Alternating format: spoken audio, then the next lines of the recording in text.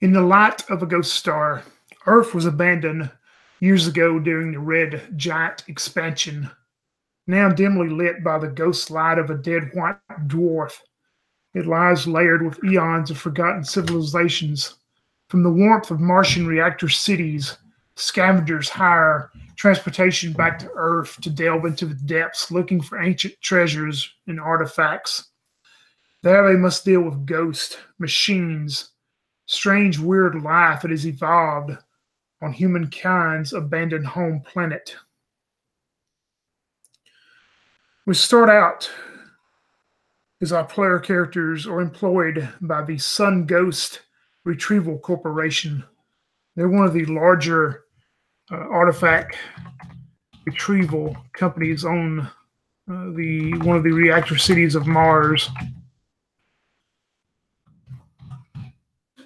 They hire our player characters to go back. They usually give them a ship and equipment to get them back to Earth and pay very well for any artifacts that are returned to Mars.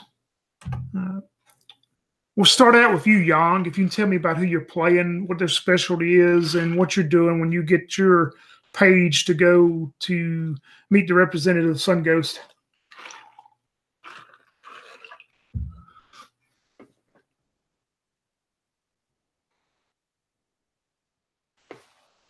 You're muted, Yang, if you're... Oh, sorry, I couldn't hear that for a second. Yeah, so you see imposing figure, imposing yet rotund figure, and he's got a very close cropped hair, and he's got a mean scowl on his face, and he checks his agenda for the day and says, it states that he's got a meeting with a Sunghost Corporation for a departure on a mission. And he says, "Oh, it seems like another day here." And he heads over there. Yeah, he's a very large man. He's about 300 pounds. Um, and it looks like he's very used to fighting. And when you meet him, he says, "Hey, hey, hey, I'm Fat Eldritch." So I'm going to be playing Bert Eldritch, the warrior. All right, perfect. We jump over to you, Crystal, if you can introduce your character and maybe their specialty and what they're doing when they get the page to report to Sunghost for a mission. Yeah, my character gets the page to report to Sunghost. She already has a bag ready for this kind of stuff that holds all the kind of equipment that she'll need when she goes down. So she simply just grabs her bag and clips it onto herself, and she takes off towards Sunghost. And upon meeting, when she arrives and Eldritch introduces himself, she gives him a kind of funny look and says, "Why do they call you fat?" "Because I'm big and I like eating." And then he's currently munching on something. Fair enough. Hope you remember to bring some rations then, she says. And I'm playing Koga Koken, but everyone just calls her Koga. All right. Alexander, who are we bringing on this mission? I am playing Robin Malkovich. She is a ex-space pirate. She joined the Sunghost Retrieval Company after a bad run with the law. She joined them for protection. Now she's a legal explorer of Earth instead of a criminal. And when she gets the page, she's actually hanging out with her friend Cindy Smith at a spa, totally not understanding why Cindy loves this so much. And when the page goes off, she gets up and says, "Oh, work's calling, gotta go," and she just runs off to go do something she's more used to. All right. Robin, tell me about who you're going to play and maybe what their specialty is and what they're doing when they get their page to report to the corporation.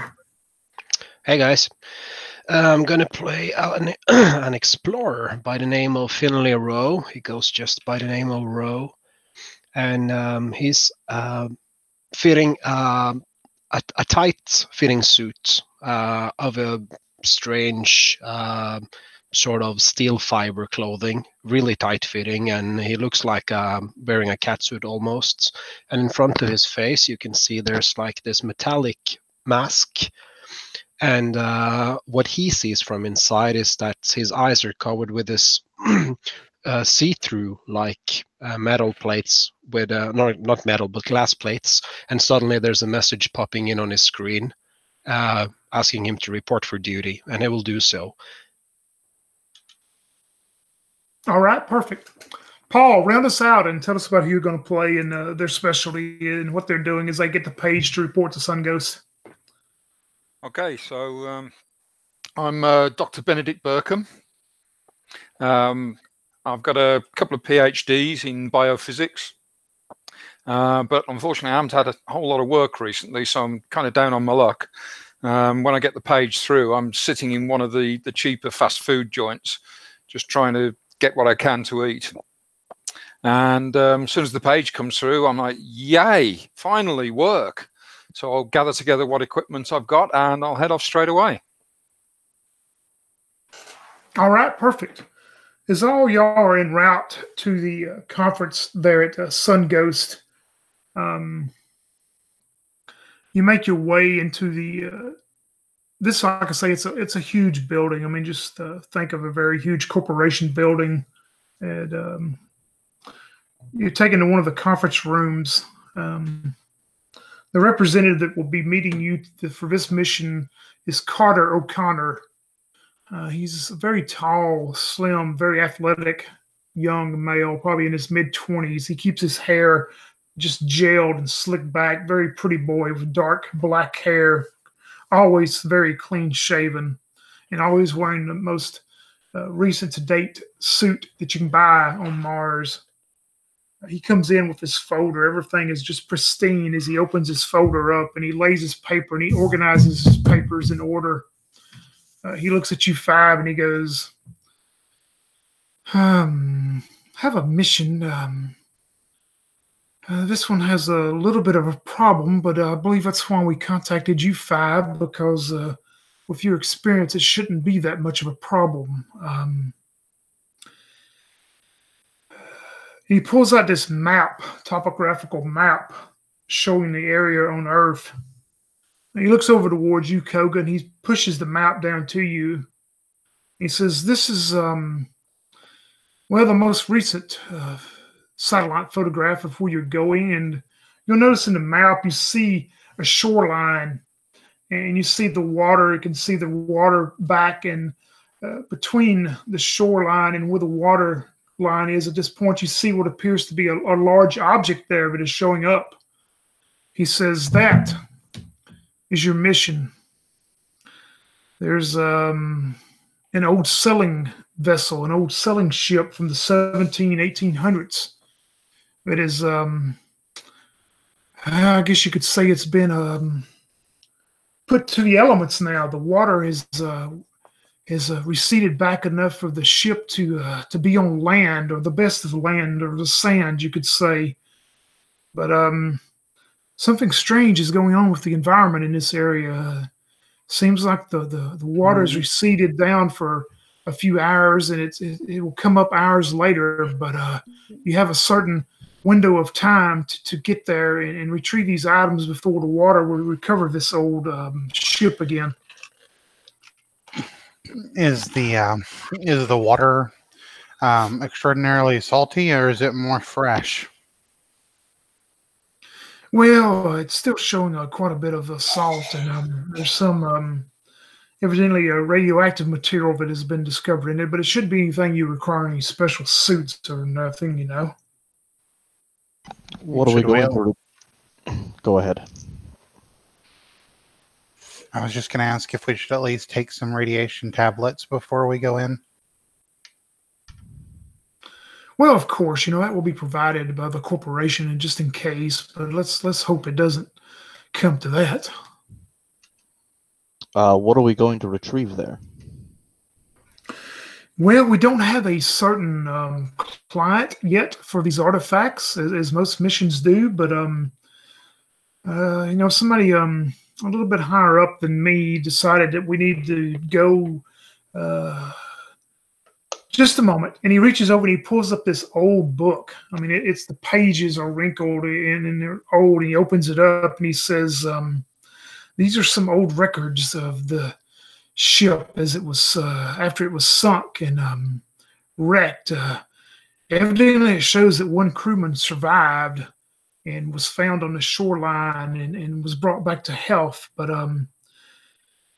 they say he went crazy, but he kept babbling of how the captain went crazy, though, and he sailed the ship right into this large storm that destroyed the ship, caused all the deaths of the crew except him.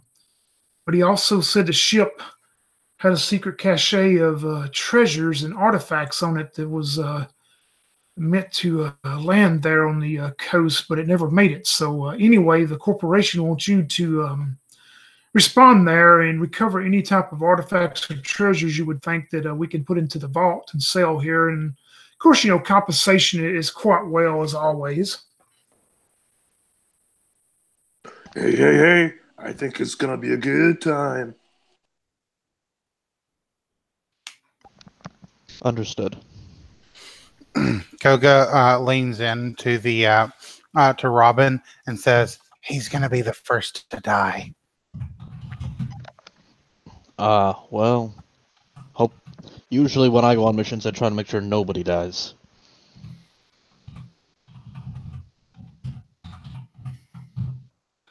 He gives you a couple papers that show that the captain of this old sailing ship was Jacques Gusteau. And it was the HMS Krona Gale was the name of the ship. And he also gives you an account that was told of the one survivor, where you can read and see the one survivor of telling about how the captain of the ship went crazy and sailed it straight into this large storm, causing the destruction. Is this ship, is it like a old wooden ship, or is it like a steel battleship? Like, you know what I mean? Yeah, it's pretty much like the picture there. It's just an old wooden vessel from the late 1700s, early 1800s. I can't see the picture because I have. Oh, that's right. Well, if you saw it earlier, though, it's an old wooden sailing vessel from the late 1700s. Okay, all right.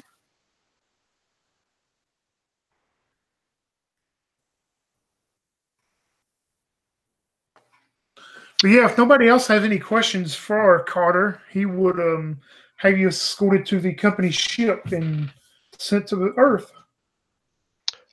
Would you happen to have any scans or floor plans of this vessel? Well, we tried to, when we took this map that we just gave to your crew member Koga there, map was taken about, and he looks at his down at like a watch and looks back. That was taken about 5.2 hours ago. We tried to do a quick scan of the ship to show anything on it, and it was weird. The scan come back with nothing. I mean, it just showed, and you see the big mark also on the map to show where the ship is, but it's weird. We didn't get anything from it. It's like something, atmosphere or something was blocking. I don't know. I don't deal on that kind of stuff. Understood, sir.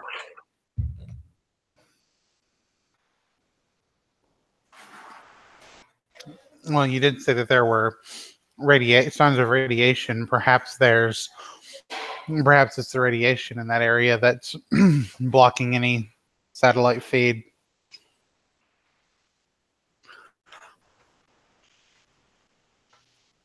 Yeah, very well could be. I'm sure that our scientists, and luckily you're taking a scientist with you. Luckily, in case anything comes up, you'll have the equipment needed. But and by that time, his watch deal beeps, and he looks down and says, corporation dinner tonight. I hate to rush y'all, but you'll have everything you need in the docking bay to leave out. Good luck and fast speed."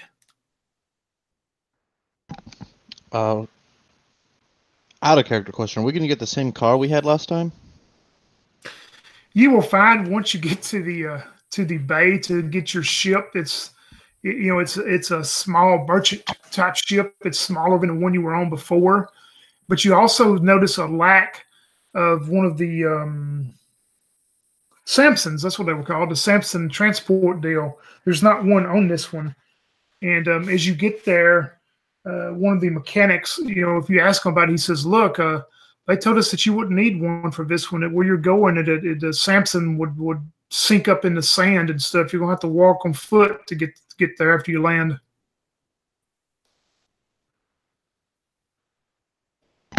All right. Do we have anything that's going to carry what we find up there, or we got to take multiple trips? Well, I put you one of those, what's it called, R282 or whatever, one of those little robots that can handle 1,000 pounds. I guess you could take it. It'll probably help get what you need, huh? Yeah, I guess that'll work. All right, as you were. Just load it up with some rations and I'll be happy. Yeah, and the mechanic guy looks at the clipboard of papers. He says, "Yeah, they said you were going. We put an extra case of beef stew on there just for you." You guys are the best. He's like chewing on something at the moment.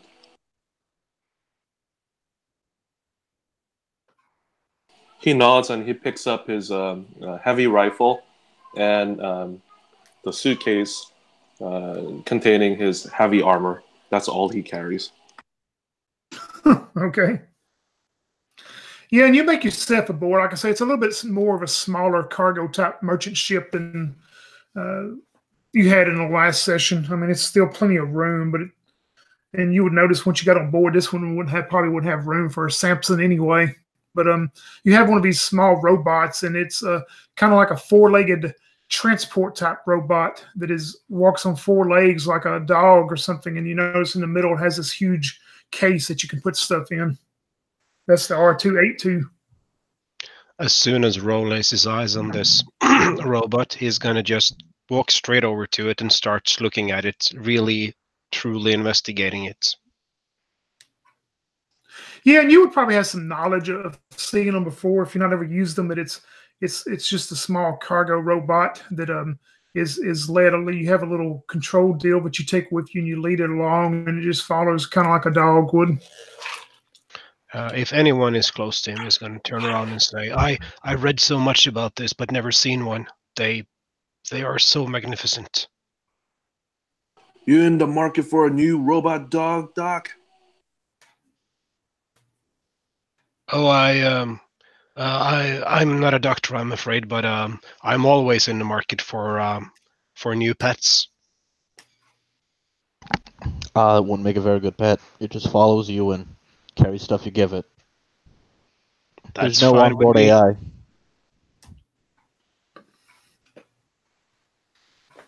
Well, when we get back, maybe you'll get enough scratch to buy one then. Sounds promising. Yeah, I'm going to check out this the ship and see if there's anywhere I can set up some equipment and start checking out what its sensors are like. Yeah, you being the scientist, you'll be the one to pilot the ship to Earth. As you get all the sensors, the onboard comes across and it says destination Earth, 3 hours, 56 minutes, 28 seconds. Since I'm the explorer, could I co-pilot and look for a decent place to land? While when we're getting there, just like navigator basically. Yeah, I mean you had the map that they gave you. I mean, sure you can find. They've pointed a location of where of course Carter failed to tell you that you're going to have to do a little bit of walking to get to where the actual ship was. He was in a hurry to get to his corporate dinner, so he forgot to tell you all the details of that. Can I use my explorer to see if I can find a better place to land, like one that'd be a little closer and may not sink the ship or whatever? Well, there's no danger of the ship actually sinking where you're going, but yeah, you can in just a moment. I mean, our shuttle. Because I Yeah, assume we're going to have to land on the planet. exactly. You'll definitely have to land on Earth somewhere. Benedict, make me a scientist roll and let me know if you success 4 or higher. Okay, so that's die 8. Yep, 7. All right, perfect. Yeah. In fact, you shave something that you do with the atmosphere and space to get to Earth. You shave a couple minutes off the ETA to get there by your piloting and stuff. You're able to knock a couple minutes off, which would be good because you know you're on a limited time, according to Carter, because of the unsettling environment or whatever. And you know, if the water comes, you don't want to be caught on that old ship when the water comes back. But yeah, you're able to shave off a couple minutes to help y'all out. And Koga, yeah, make me a explorer roll then to see if you can find a little bit better place to land, maybe.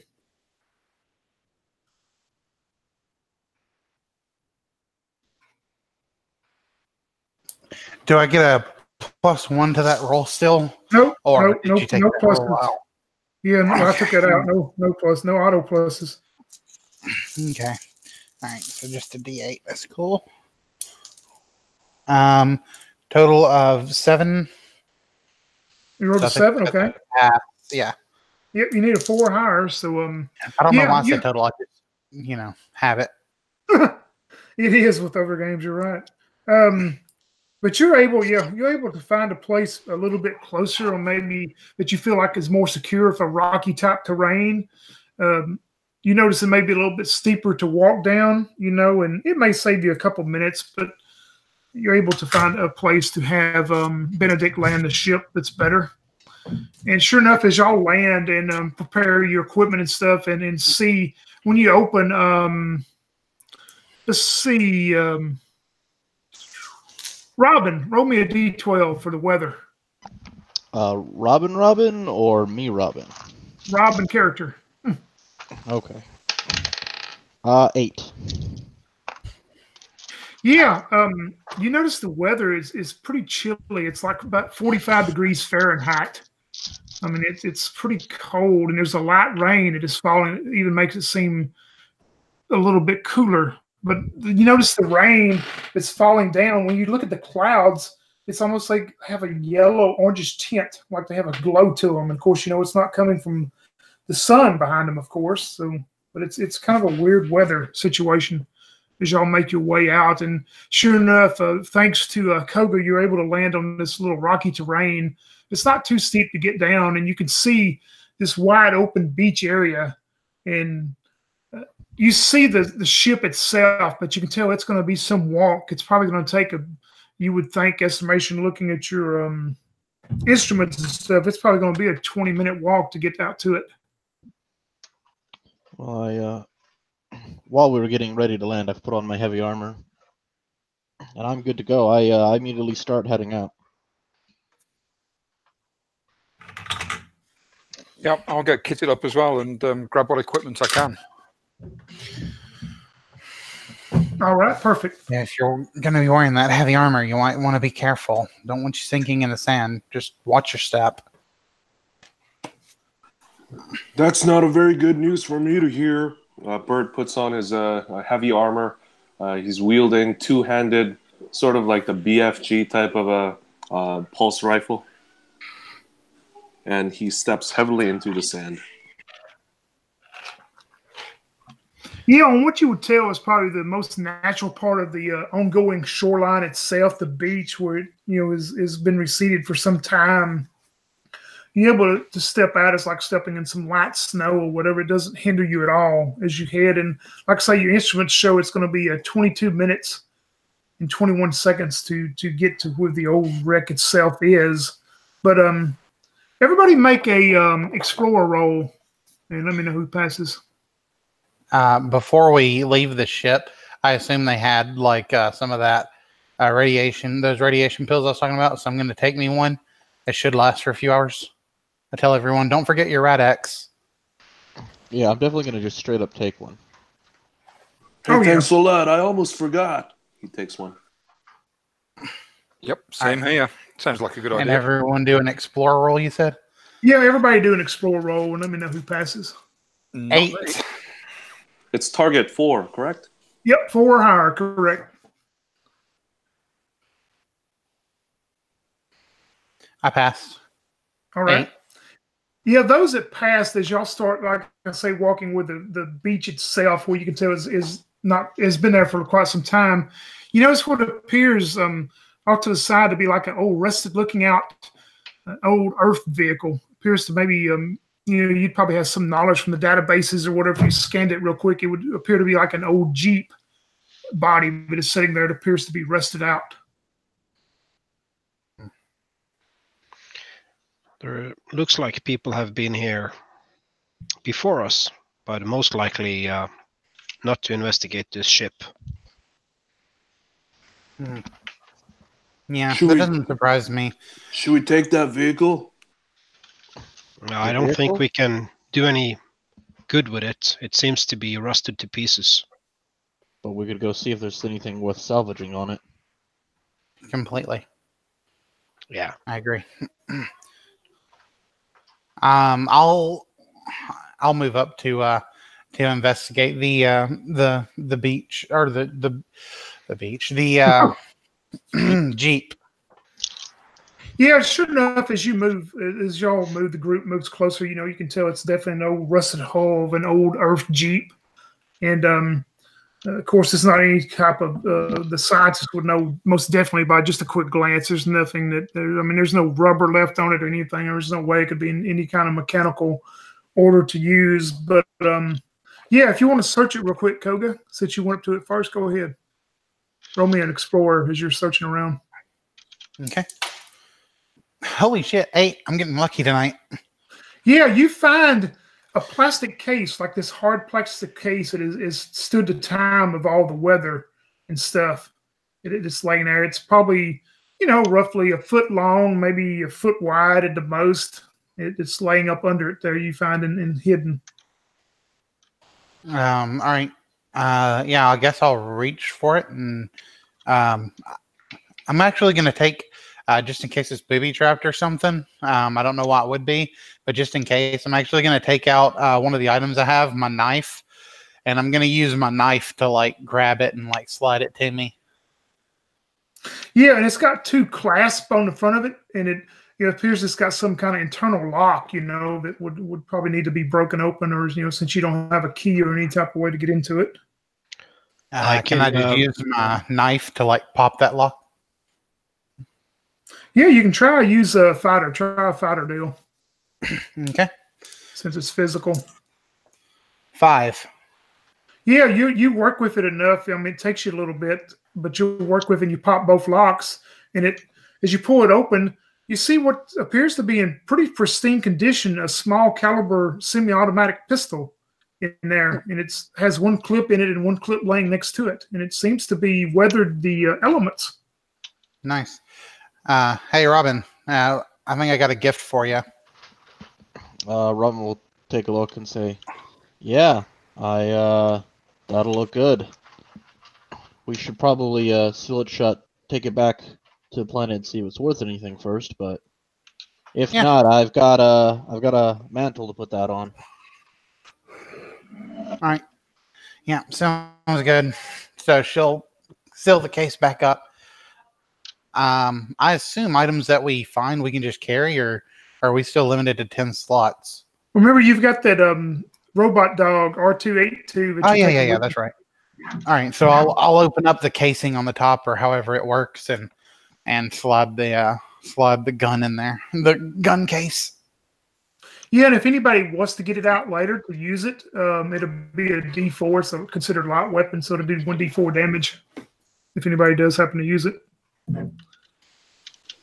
But yeah, as you continue across the sand, everybody that's wearing heavy armor, which I guess would be just our 2 fighters, y'all make a fighter roll for me as the sand starts getting wetter and deeper.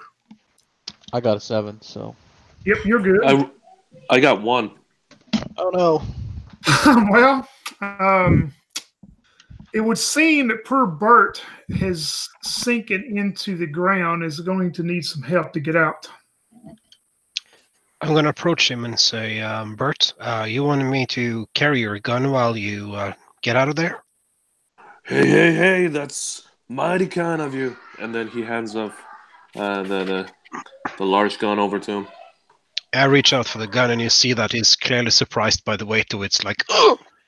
And he walks slowly backwards. Be careful there. You're going to hurt your back carrying that thing. And Robin will help get him out of the sand if she can. Yeah, as y'all preparing to do that, Benedict, roll me a d4.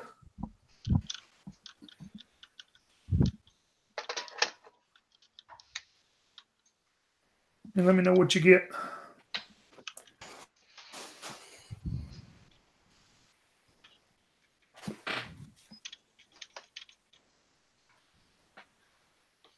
Nope, you're muted, Paul. If you Looks like you got a 5. Sorry, keep missing that. 3. a 3, okay. Huh, perfect. We can blame the TPK on Paul tonight. I'm thinking not perfect.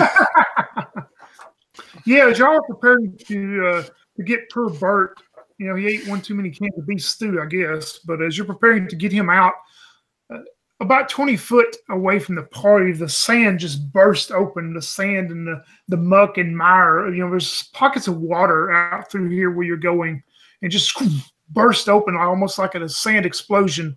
And you see this large, huge, mutated sand crab appear, and is heading straight towards your group. Can I shoot it with my rifle? I'll tell you what, first, before you do, let's see. Robin, you were helping Bert, so I'm going to say you're out right now. You're helping him. Finley Rowe, you were helping, also going to help Bert get out, so you're out of it. So, yeah, Koga and Benedict.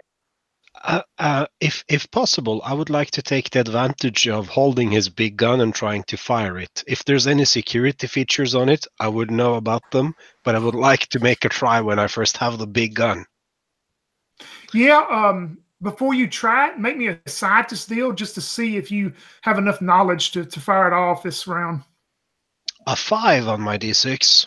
All right, you're going to have enough knowledge. So, yeah, the only one that's tied up right now would be Bert and Robin, then, as y'all trying to get Bert out of the sand. So, yeah, Koga, Rowe, and Benedict, is this thing starting to approach y'all? If y'all want to shoot at it or whatever you want to do. And you can go in any order. There's no specific order, however y'all want to do it.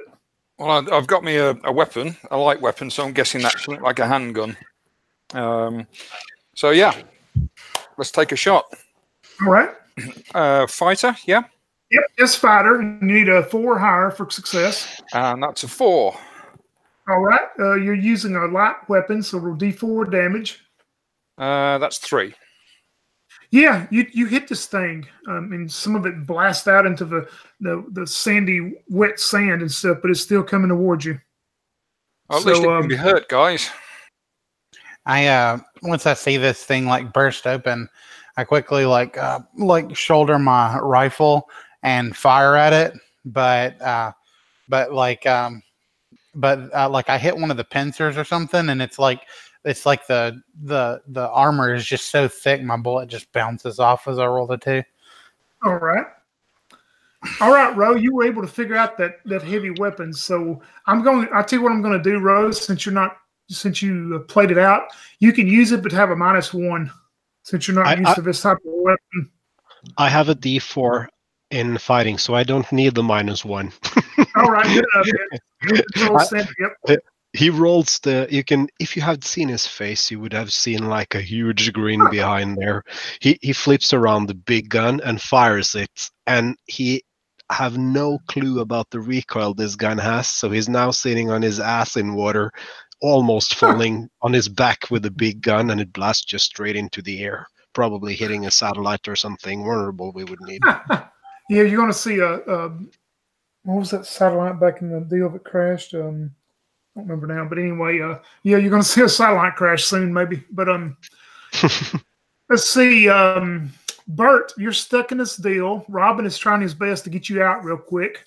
This crab is going to move up to your group, as it does, it moves probably 10 feet from the group, and it opens up its mouth as its pinchers are widening open also, but its mouth just almost elongates, and this wet, mucky sand spits at every one of y'all since you're all in a group. So everybody make a fighter roll for me. And if you fail your fighter roll, all this sand and muck and stuff just blinds you, and you'll have a -1 to your next roll. If you pass, you're okay. No damage or anything. No effects. I just rolled 2. Bert is having a miserable time. Yeah, Bert. But yep, if you did fail, just note down and take a -1 to your next action roll. But if you pass nothing, there's no effects. You're able to knock it off. So yeah, now the crab. Let's see. I rolled for you, Bert and Robin, getting you out of the sand. You've still got another deal to try to get out this turn also, but everybody else can go. The crab's about probably 10 feet from y'all. I'm not even going to help him. As soon as I see the crab, I'm going to stop helping him. All right. So yeah, that's back to your group. Whatever y'all want to do, is it's 10 feet away.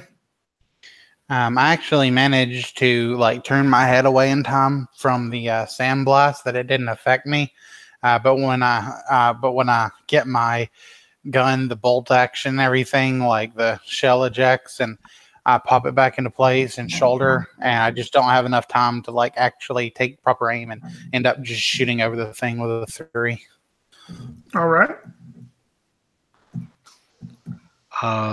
Ro will try to swipe some muck off his visors with his hand, and he will grab the big gun with both his hand and move towards Bert while yelling, "Here, use this."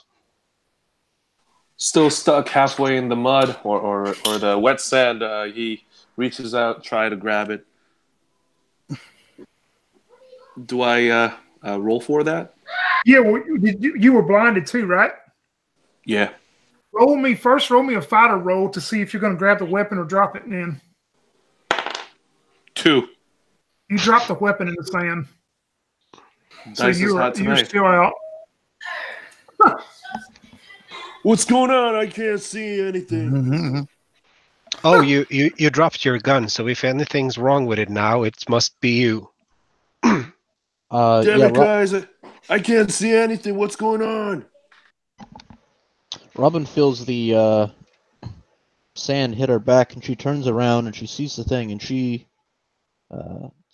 grabs her gun and immediately starts firing off. And I got an 8 on my fighter die and a 4 on my damage die. All right. Yeah, you knock a big, huge chunk out of this thing as this sand and stuff just starts pouring out into the sand itself from the body of this thing. And it's staggering around. You can tell that took a lot out of it. There's not much left. What about our good Doc Benedict? Do you want to take another shot? Yeah, I'm going to see if I can get some of this sand and other muck out of my eyes and just sort of point the gun generally in the direction of this thing and shoot. All right. Yep, that one goes wild. Okay. This thing is going to move up. Let's see. We'll just do it random, of course. Oh, Bert, man, you're having a bad night. This thing runs up to Bert, and it's going to try to grab hold of you, Bert. So test your fighter for me at still at -1 because you're really coming out of the blindness. So 3. So that's actually 2. Yeah, this thing grabs you and just pinches down on you. Your armor just crushes in like a soda can, and you're going to take 4. Damn it! You're going to take 4 points of damage as it crashes into you.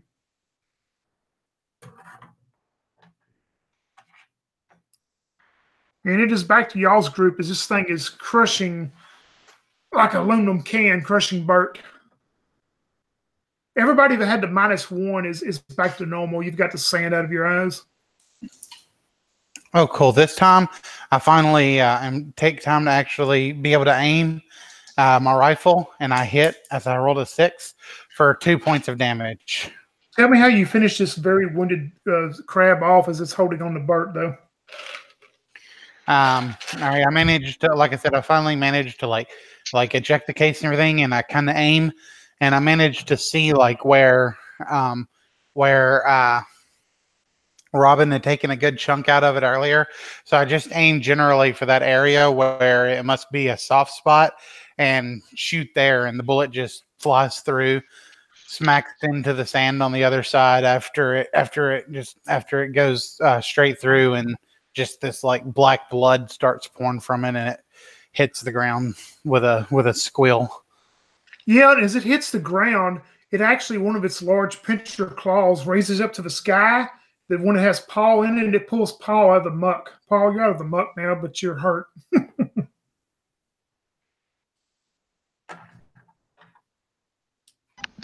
Robin goes over to the thing and gives it another burst fire to make sure that it's really dead. Oh, yeah, you blow it to have any smithereens you want to, for sure. I'm going to go over to Bert and pull up the cell patcher and say, stand still there. I'm going to try to apply this to your wounds. Hold on a moment. Let me get out of here. And then he struggles to get out of his heavy armor. And apparently, as he pulls out his arm, it looks crushed and scraped. His heavy armor is basically completely destroyed. And he takes off his visor and says, "That cost me a lot of money to get. Oh no, this is no good." Then he shakes his head.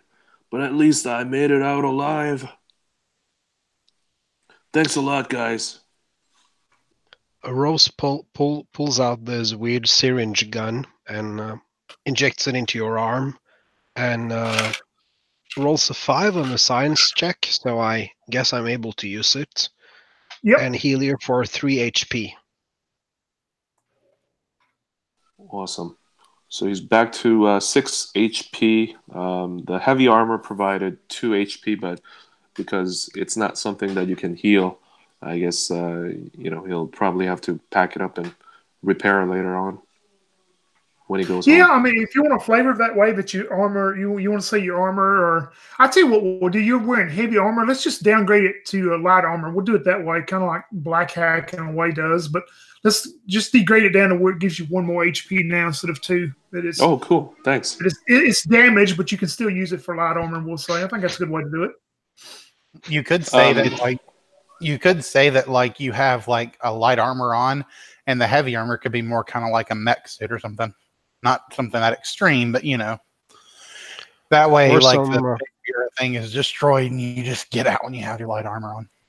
Or some pain-ignoring steroids in the gun. Yeah. So Bert actually dragged himself and the armor over to Dr. Burkham and says, "Hey, Doc, can you fix it so that is there a part that I can throw away and detach so that it'll still be usable?" I'll take a look and see what I can do. Yeah, you can look at it, Doc. Make your scientist roll, and I'll adjudicate it from there. Oh, that's an 8. Yeah, you're very sure that this thing cannot be fixed in the field. That this crab has done so much damage to it that it's negated quite a bit of protection from it. But like I say, it can still give them some light armor protection. But there's nothing to actually fix it in the field. You'd have to take it to the lab. Well, I'll start kind of unscrewing bits from it, the damaged parts, kind of look at them quizzically and then throw them over my shoulder until I've got rid of everything that's looking burned and damaged and whatever. And just go, there you go, fixed. Hey, thanks a lot, Dr. Burkham. Like I said, these missions are great. You just might learn a thing or two.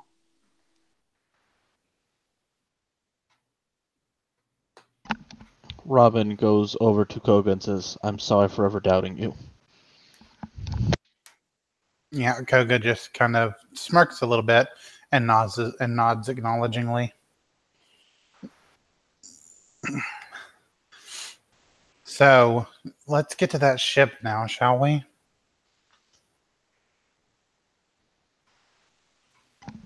Yeah, and Robin's going to start heading over there.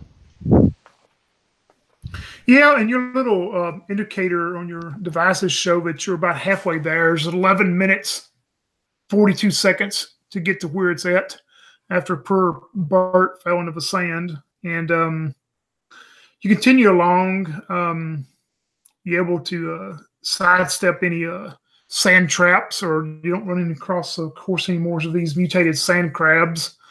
But as y'all get closer to the area with the ship, I mean, and you can see this is a huge vessel. It was probably one of the largest shipping or selling ships of the time back then. As you get closer and see it, and as you do and get to the area where it's at and are able to see it, this is how it appears to you. It appears that the ship has been broken into two pieces.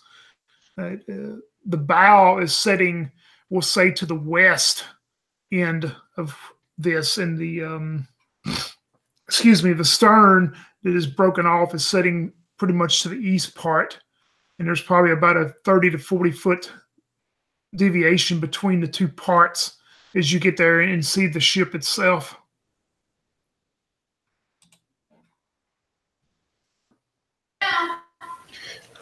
Well, I would imagine if there were any treasure, they would likely keep it in the stern, which is the pointy part of the ship. She says, pointing to like the front on her map. She says, like this is likely where it would be kept. I believe that's like the safe location in one of these ships. I think on these kind of ships, the captain used to have the big office at the very back of the ship. So maybe something in the captain's cabin. Yeah, we could just split up into teams. Never split the party. Do you not watch scary movies? That's just superstition. We need to be efficient here. I can assure you, it's not superstition. All right, I tell you what. You take Bert. I'm going to take Robin. And hey, Doctor, you see that fix the droid. You seem efficient. You can come with us as well. Sounds good. All right, we're going to split the party, huh? Robin shakes her head and says, I've been on enough of these to know that we really shouldn't split up. If that sand crab had come up and attacked just two of you, it would have been dead. Yeah, I completely agree. But I mean, when you try to argue with imbeciles, I mean, what do you expect? Hey, who are you calling imbecile? We all survived because we stuck together. Exactly, so we should stick together. That's what I'm saying too. Right, well, if time is not of the essence, I'm good to we all hold together. It's fine with me. I just got the impression we're short on time. Time is of the essence, which is why we shouldn't be standing around arguing about what to do. So let's go in a group together. Let's start with the stern, and then we can move to the bow if need be. Robin walks away halfway through what you were just saying. Like, she's like, you know what? People will follow me. Yep, I'm going to follow you. Bert leans over to Ro and says, well, what's going on with that one? She doesn't seem like she's in a very good mood today. I don't know. Probably grumpy she didn't get the kill. I think you're right. So you five want to proceed. Eventually, you're going to proceed and go to the stern of the ship first, correct? Yep. Yep. I'll follow whoever's going that way. Yeah, and you're able to. I tell you what, everybody make a fighter roll to physically climb up. There's pretty much easy to get up on the ship, but everybody make a fighter roll and you can have a +1. I have a grappling hook. 4. Yep, you can still get on a fighter roll +1. Okay, well, if anybody fails, let me know. Just made it with your +1. I failed. I got I rolled a 2, and a +1 makes it a 3. Yeah, if you failed, you'll take 1 point of damage. You slip maybe and cut yourself, or you fall back down, however you want to adjudicate that. But you're going to take 1 point of damage as you fall, and then get yourself back up. Right, if you failed. I'm gonna pull out my synthetic fiber rope and let it down for her to climb up. Yeah. Yeah, once you guys get to the top and get some rope, yeah. Like my footing just slips as I'm on my way up the up one of the planks or whatever, and like I gash my leg open, so I have to stay back down a bit, and just wrap my leg up. Like I'll just if I can, just probably like tear off a piece of my shirt or something. Like since it's cold out, I imagine I'm wearing like a jacket. So just from under my jacket, I'll rip my shirt and just like wrap it around my leg and use it as like a makeshift bandage for now. Yeah, and speaking of the weather, yeah, it's still pretty cold, and that light rain is still falling from these weird-looking yellow-orange clouds. They're still there, same weather.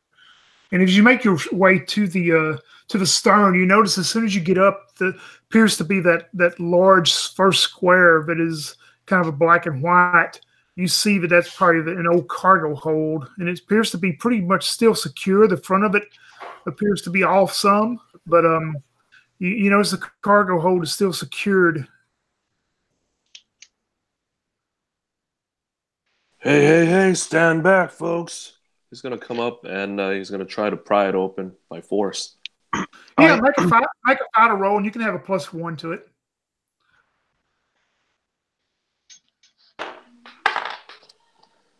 Four.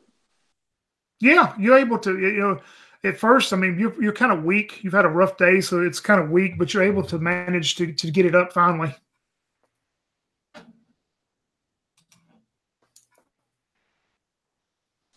Things are finally going my way.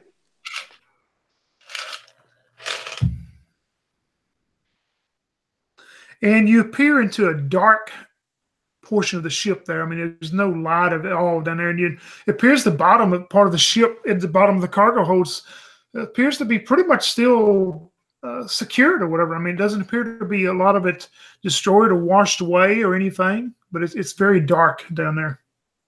I'm gonna pull out my Yep, exactly. My plasma lantern flashlight thing. Yeah, and you can make your way down there. The actual stairs or ladder that would lead down there has been rotted away, but I mean, it's easy. Y'all can rig. It's easier than getting on the ship. You're able to rig away to get down into the cargo hold if you want to. Yeah, Robin is going to stay alert, and she says, "All right, you guys, fan out, look around, yell if you see anything." And she's not going to look. She's going to like keep an overwatch in case anything dangerous crops up. But she is going to the bottom though, or staying up top? How far down is it? Like, could I get a better view of the area up top? I mean, with the light situation, I mean, you could see the light mediating about 30-foot radius down there. But I mean, yeah, you could have a very good location from the top. But I mean, once it gets outside that 30, if they keep going, it's going to be hard to see them. I have my lantern as well.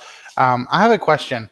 Was that dog thing able to like get up the ship? Like, did it climb the surface somehow? No, in fact, it is actually you've left it kind of at the stern on the bottom there. It's pretty much just y'all have got it secured. I would say down there. If you find stuff, you would go and drop it in and then go back up. But yeah, you'd have a hard time getting it up on top of the ship. Crap.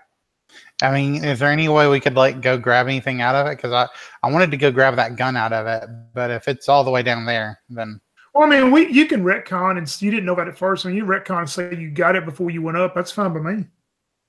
Okay, yeah, because I mean, like I'm on these narrow stairs now, so yeah, I'm gonna have my lantern up in front of me, and I'm gonna have that gun in the other hand. Like, sorry if it's valuable, but kind of need it right now. Well, I'd rather you make it back than sell the gun, so don't worry about it. And yeah, I'm gonna stay up. I'm gonna stay up on top. If anything scary happens, I'll be able to see where it was, and I'll run over and help them. All right, perfect. So the other four are going down into the cargo hold. Once you make it down there, kind of like the photo shows, the west part of it, is there's not much to really investigate there. That's where the ship had pretty much broken off. You find mainly splinters of wood and timbers and stuff. It appears that you're going to have to continue on east. In the cargo hold, it probably goes to see 10, 20, 30, about 30 feet, we'll say 40 feet at the most. If you continue east up under, if y'all would like to go that way. And like I say, the lantern light is going to emit about 30 feet radius. So the back part of the ship itself is still kind of dark right now. All right. Yeah, I'll continue on. I don't know who all is with me, but Bert I'm gonna walk volunteers. right beside you. Bert volunteers to be at the point. Are we still looking to stay together, or are we splitting up? We're working together, I think. But I will tell Bert that he should probably walk behind us since he is carrying the big gun and we have the light sources. Okay, I'm just wondering if we're limited on time, is it worth splitting up and somebody going to the captain's cabin at the back? We've been through this. I made the same suggestion, but we concluded that we were going together. Okay. So Bert listens to the expert explorer and stays in the back. Yeah, like I say, in my understanding, if I missed it, if let me know. But my understanding is all four of y'all are going down there, and Robin is going to stay up top to kind of keep watch in case something does happen up top or bottom. Has got a good overview, pretty much. But yeah, I'm going to start with you, Bert, as y'all searching around before you make it to the back of the ship. Roll me a d20. There we go. I got 6. Yeah, you're searching around, and seems may not be as strange to you as being a fighter. Maybe it'd be a little bit more strange to the explorers and the scientists somewhat. But you notice most of the stuff on the ship some of it appears to still be in pristine condition for being at the bottom of the sea, as it's been for so many years. It's kind of strange. Of course, that may not hit you as well as it would the other two, but you find this wooden case. It's about the size of that gun case. And of course, this is old wood, old teak wood it's made out of. As you open it up, it has a black hood in it. And it seems to be appeared to be made out of this real fine, probably expensive leather. And it seems part of it's dyed burgundy. And also there's a gauntlet, a leather gauntlet, but it is next to it. And it had appears maybe the gauntlet had some type of crest or something on it, but it seems the weather has faded the crest away that you can't see or tell what it is. But that's what you're able to find as you're looking around. He picks it up out of the crate and holds it up and says, "Hey, Koga. Hey, Doc. Both of you. What do you make of this?"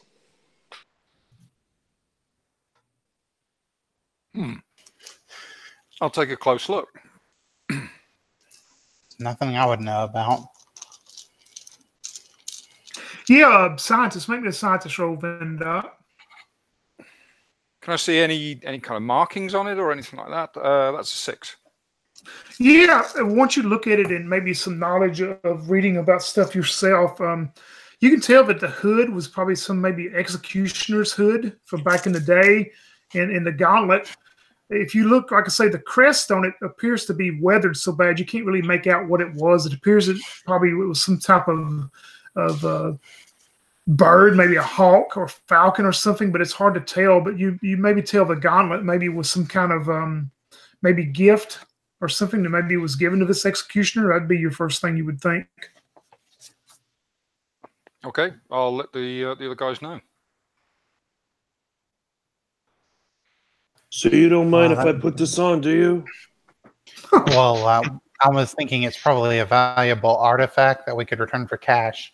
Might not want to put it on and risk breaking it. It seems in pretty good condition, though. Are they close enough that I can still yell at them? Yeah, in the area they're in, you'd be able to hear their conversation, sure. Yeah, I say, I don't know if this is your first trip, but we don't wear artifacts. You're gonna put them in the robot, take them back up. Once we get to the ship, if you want to mess with something, we can talk about it. Just remember, time's a factor here. Hey, Tony. Yes. We went down in the ship, right? Yeah, you're down in the bottom of the holding area of the stern. Okay. while Albert was getting those artifacts, like now I'm kind of noticing them. I want to say that like I'm using that I kind of bend down using that topographical map and my compass to try and figure out where I am. I want to move to the edge of the ship and use my hatchet to make a hole in the side of it so that we can more easily get up and down out of the ship.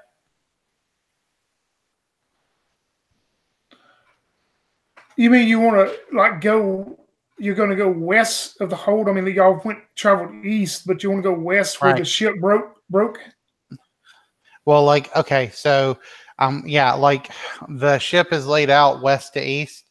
So like I'm gonna move to the south, which is more to where the beach is. Like I said, I have my compass, so I can see which direction I'm facing, and if I can see the ship. So I guess I move down to south where the beach is, and like when I get to the edge, the hold, I'm gonna take out my hatchet, which is another one of my items, and I'm just gonna attempt to just hatchet open this old wood and make like a makeshift door, basically. Yeah, well, you could just step out back onto the sand instead of going back up the rope. Yeah, I understand what you're saying. You can do that, but you're going to know it's going to take a while with this old thick timbers and wood. I mean, it's something you could do, but you would know it would take, even maybe if you had Bert help you, it's going to take some time to do it. And you would remember that maybe time is something that's not on your side. I mean, you can do it. That's up to you, though. Could I just shoot it, blast it open? Yeah. I was hoping If you mention something, if you bring up the plan, Robin can help you. Yeah, I'm gonna say I was gonna get rid of these timbers here because it looks like here leads to the beach, but these timbers are way too thick to be hit open with my hatchet. Does anyone have anything I can use to cut this open or something? Not for this, baby. He lifts up his a two-handed, gigantic pulse rifle. Robin says, well, hold on that. And she looks around, and she decides that it's probably safe. She doesn't need to keep an overwatch, and she's going to jump down and say, all right, where does it need to get cut at? And I'm going to tap on the wall. I'm going to take out that plasma dagger and see if I can cut through it. Yeah, with that plasma dagger that you had found before, yeah. It shortens the time tremendously. I mean, it's a little bit hard even for it as you're cutting through these old timbers, but you're able to cut enough spot that y'all can walk in and out of and just walk straight out on the beach. In fact, it brings in a little bit of light source also. I'm going to tell the robot dog to come to the entrance. Let him say, all right, guys, load it up. I'm going to look at Bert and I'm going to be like, artifact and the dog now. I was going to say finders keepers, but, well, you guys have been doing this a lot longer than I have. He steps down and then puts it into the dog robot. I don't know if you've been playing too many video games or what, but in this line of industry, everything we find is shared.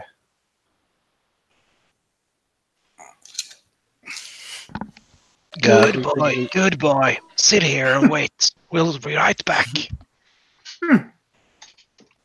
Koga, as y'all start your exploration of the stern of the ship, roll me a d20, please. Okay. 1. 1. That's probably terrible. I find like the head of some dude, and it's still fresh for some reason. No, it's actually a pretty good one. Oh, nice. Let me write down my note real quick, and I'll tell you. It is.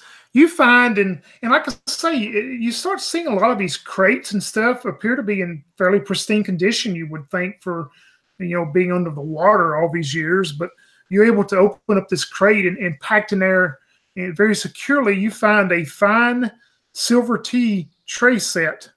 And it is engraved with all these different scripts that you can't read and all these different like vines that are covering around the script and stuff. And some of the vines are covered in different like flower arrangements and stuff, but it's a beautiful tea set, silver. Oh, pretty. You're gonna fetch me a nice little credit, I say as I kind of look over the tea set. Yep, and you're able to store it in R2. Yeah, robot dog. How about Robin, character Robin? What do you want to roll a D20? Sure. 4. You find this small, like a wooden cask or barrel. You would think probably is about a 5-gallon. Mm-hmm. And once you walk up to it and start smelling it, it has a very stout, almost like you're wearing armor. Do you have a helmet on too, or just body armor? I mean, I have a helmet, but I might not be. No, I'm definitely wearing it. I have a helmet, and I'm wearing it. Yeah, even with your helmet on, when you walk up there, you almost want to sneeze because it's a very stout, aromatic, spicy odor coming out of this cask. Yeah, I checked to see if there's any markings on the barrel. There is not. It has no type of marking at all on it. Yeah, I'm gonna go ahead and I'm just gonna say, well, I found what I assume is maybe rum. And she takes and she puts it in the dog. Yeah, and once you start transporting it from the ship over to R282 to put it in there, it doesn't slosh around or anything. It's still pretty heavy, but you can tell it's not a liquid that's in there. It's probably some type of spice or some type of powder or something that's in here, is what you're going to think without opening it. Well, never mind. It's some kind of spice. You found a crate of spice. Nice. Tony? Yes, I guess we don't have any Dune vans. No, I got it. Would science be like an intelligence check or something to see if I knew anything about what they could store in caskets on board a ship? Yeah, you can make me a scientist roll for knowledge and all that, sure. 3. So, well, failed. Now I'm going to say, that's probably not gunpowder. Put it in the dog. Bert wants to do a science check to find out, if he has any inkling on why all these items are fairly pristine, rather than deteriorating. What is your D4 science? It's D6. Oh, okay. Well, roll. You can have a -1 though, so you got a little chance. I got 5 -1 4. Yeah, you even with a success, the first thing comes to your mind is it's something to do with the environment. You just think it's something to do with some type of environmental effects, how Earth has changed. You see Bert hold up his items before he puts it into the dog and says, that's all he says, and then just dumps the items. Speaking of roll me a D20. Let's see what you can find. 1 D12. D20 coming up. 3. You find something that's not as pristine is what's been found so far. You probably kick it maybe as something as you're walking by, but this old book, this old very heavy tome is falls out, and you can tell it seems to have been one time maybe water stained or waterlogged. And the title of it says The Ship Log of the Esmeralda. Oh, this is nice, I say to myself, and I will see if I can just get find a shipping manifest anywhere inside. But I'm gonna look at the place we would have like a shipping manifest on a digital thingy. So it's not sure I will find it easily. Yeah, you want to search like a shipping manifest on your current tablet or whatever. Yeah, like Mars technology. I'm gonna handle this book as I would handle a tablet with a shipping manifest. So it's like trying to find a search function or something. Just see if there's like if it's nothing in the on the first pages on the index, I will just put it in the dog. Yeah, as far as opening the book itself, as soon as you open and start looking at it, most of the pages are water stained, and most of the writing in it is pretty ineligible. I mean, you cannot tell what what was written on most pages. It appears this book, if it has any value, would not be much at all. It's in very poor condition. Okay, I will still put it in the dog and think that maybe we could find some interesting history at least. Yeah, and also I'm going to give you a chance since I mentioned the Martian technology. Y'all all have like tablets or whatever. You can look up stuff. If you want to make a scientist roll, you could like research that real quick as far as the ship logs and find anything on a ship called the Esmeralda. You can, if you want to do a scientist roll. Okay, coming up. I rolled a 2, so nothing. Yep, you don't find anything matching. You would think would be anything related to this then. I managed an 8. You rolled an 8, Benedict? Yep. Yeah, you're able to, if he told you about it, I'm sure he did, and showed you the book. You're able to see that you find records of the Krona Gale was actually involved with a fleet of ships at one time, and one of the other ships was the Esmeralda. Does it say anywhere what the fleet was for? Was it a merchant fleet, war fleet? Yeah, you find notes that the Krona Gale was a very large, huge merchant ship, the ship you're on. And you find a few notes that indicate the Esmeralda was probably some type of a gunship that run with it to protect it. And then any sort of ideas in there of what the Krona Gale might have been carrying? No, you find the last entries and stuff that it showed it made port in England, that it was back ported in England. There's nothing to ever indicate it left after that. If you look quick enough for the Esmeralda on records, you see that it ported back in England at the same time the Krona Gale did, but you continue to find a few missions about it where it went out again. Okay. And speaking of that, Benedict, roll me a d20. Let's see what you can find. How does a 5 sound? A 5, okay. You find a wooden crate that's also in what you would call pretty pristine and good condition for what it's been through. And it's giving off a little bit of a smell. It's kind of a smoked type smell that, there's something, whatever's in it, you get a real smoked flavored out of it. If you open it up, you find this pristine wrapped beef that you would think was some kind of beef or venison or something like jerky and stuff. It's wrapped up in this crate.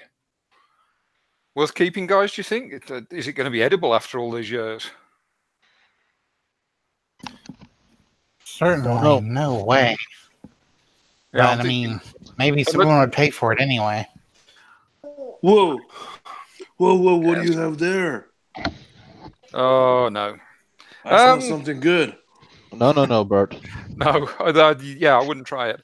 Unless it's actually wrapped in plastic, which I doubt. Then, it's going to be through quite a lot and it's probably not edible. That doesn't mean people won't buy it. Doesn't mean people won't buy it just because it's not edible. People will buy anything. Fair enough. If you think it's worth money, we'll take it. If I had money, I would buy it. Yeah, see, there you go. Yeah, the dock face palms. It could contain some valuable bacteria cultures. Good point. Yeah. Good Okay, point. on the donkey. Yeah, y'all are able to put all the items you found so far on R282, and you want to continue back to the rear of the stern of the ship to maybe find what you would call the captain's quarters then? I mean, we'll probably try and load up as much as we can in here. Probably the rest of it isn't interesting, I guess. Our captain usually had whatever sort of treasure there was, or any really valuable items, maybe some old instruments, something like that. So that might be where all the valuables are. Perhaps some of the truly valuable things. And if nothing else, maybe gold coins and gems. And I mean, I know you like the sound of gold coins. If we're fairly confident that gold coins will sell for quite a bit, seeing as they'd be very old. Yes.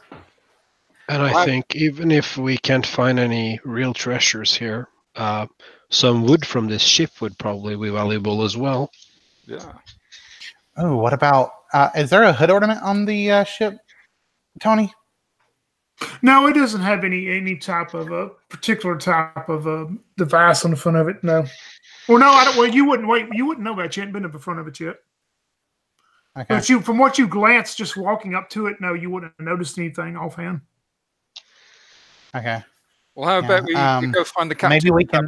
Maybe See if the there's anything in captain, there. if we. Yeah, some of the captain's quarters. I was gonna say, maybe if we can get to the deck, we might can take the wheel off.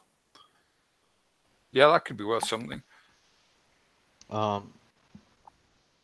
Just because I'm a little bit unclear, did we find everything that's valuable in here and take it already? Yep, so much you've found anything that you would think would appear valuable. You would probably guesstimate. You don't make any kind of roll. You would know just by perceiving that a lot of this stuff's probably washed out through the years. I mean, a lot of this stuff washed out. Okay. Ooh, before we leave, that gives me an idea, Alex. Can I do a search for any kind of hidden compartments and see if there's something valuable hidden around? Yeah, in this area? in this general part of the hold, sure. Okay. Everybody can do that if you want to. I mean, because I'm sure you would tell your whole group to. So yeah, everybody can do an explorer roll. Okay. 6. Nailed it. 8. Hey, I even got a 4 on a die 4. All I have right. a 4, and I also got a 4, which is amazing. If there's something hidden here, we probably found it. I Come rolled on, Bart. 1. Aw. Bart smelling That that was venison. that was the one person we didn't. Yeah. Yeah, let me. I'm just gonna random give y'all something here. Let me roll a couple dice here. I was like, we don't find something, and it's all because Bert didn't find it. Like Bert just happened to like it's like at the end of the game, you like when you're telling the true ending. It's like, and as you're searching around the hole, Bert smells the chops outside and is like, man, it smells really good. And you see his foot walk right over the trap door. Actually, the only reason we find stuff is because Bert didn't find it, so he didn't eat it first. Yeah, as a group deal, y'all are able to find. You find a little notch in part of the side, and you're able to open it up. And sure enough, there's a little hidden, like a very small leather bag that is sitting in there. Who wants to reach out and grab it? I'm gonna say, whoa, don't, and I'm going to take I'll take my hatchet, and I will put the head of the hatchet in there as best I can, like in case it's booby trapped or anything, and without actually touching it with my hand. Yeah, nothing happens if you do that. It's just a little leather bag sitting there in the back of this little small square cutout. Okay, cool. Well, always pays to be ever paranoid. But yeah, if you pull it out and look in it, you find two small. They're very small, but you can tell they're probably going to be valuable. There are two small gems in there.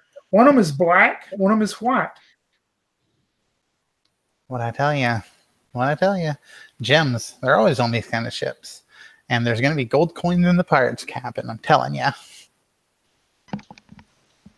Well, we'll see. I don't know how much the gem is going to sell for, but I know that gold coins will sell for a lot.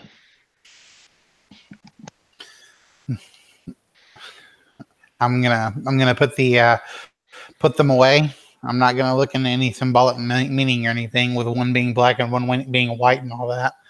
I'm just gonna put them away, and I'm gonna put them in a safe part of the dog. Like if there's like another compartment, like you can open and then put these down in that, so they're a little bit safer. I'm gonna do that. Yeah, as you do that, make me an explorer roll again. Just you. Okay. 6. Yeah, you secure them into the R282, and when you set them in there, you get even though with the weather being cold and the slight rain coming down still, you get chilled, even more chilled than you are as you set this bag into there. It just like a shiver comes across of you. I'm gonna say so I secure them real quick, and I'm gonna say, all right, we need to hurry up. I think the weather's about to get bad or something. I just got a really bad chill up my spine, and I always listen to that feeling. It's probably just the wind. Let's go. Let's go. It's never just the wind. All right, y'all want to go back to the aft of the front of the ship to try to find the captain's quarters, right? Yep. All right. You make your way back there, and you see there's this stairwell. Instead of it leading up or leading, it looks like it goes about 5 foot down, further down, like the ship maybe had I don't know what the proper term is, but it had like a area that was even deeper than you're at the hold. But you walk down these stairs and you come into like about a 5 by 5 area. There's a door straight ahead and there's a door to your right. Both of them are closed. Robin, I'm gonna go ahead. Yeah, I'm thinking the door straight ahead because the captain's cabin normally had the big windows at the back that overlooked the sea. I was gonna say, like, if Robin goes in, I'm gonna have my gun up. I'm like in case something jumps out at her or something. Yeah, Robin, you open the door in front of you. When you open it, it seems to be a pretty small area, maybe 5 by 10 or so, you would think. But it's empty. You don't see anything in here. It's maybe look like it was maybe some extra storage room, but there's actually nothing stored in here. I look around and I say, it's empty. And then I go and open the other door. The other door, when you go to open it, is locked. I mean, when you turn or pull the knob, whatever it is, it just like it stops. Well, might be a cop out at this point, but I cut the lock off with my plasma dagger. Oh yeah, you can do it very easily. As you open up, you're looking into a room. It's roughly, say, 15 by 15, and you can definitely tell by the way it's laying out that this would probably be the captain's quarters for sure. I say, all right, we found it. I guess look around, guys. And I'm gonna go. Is there a bed? I'm gonna look under the bed. I mean, it seems like the quarters itself. It appears like some of the other stuff did. That maybe part of it's kind of pristine condition. There's a few things turned over off tables and stuff, but I mean, it's really not in disarray like you would think it would be. If there's a desk, I'm gonna search the desk first. That's where he'd keep his coins. Does everybody go into the room or just y'all two? I'm going to go in with the light source. Yeah, I'll go in as well. I'm looking for things like chests. If there's any sort of benches that might have something where the seat lifts up and the inside of the bench is used for storage, anything like that. All right.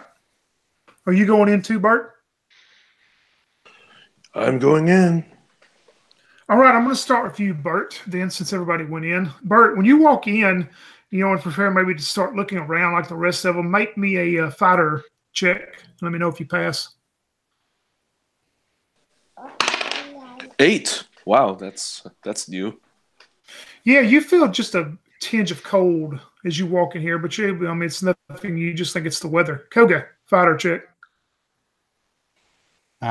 Fighter. 1. Koga, when you walk in, you get that cold chill again, and you stop. And in your mind, this is what you see.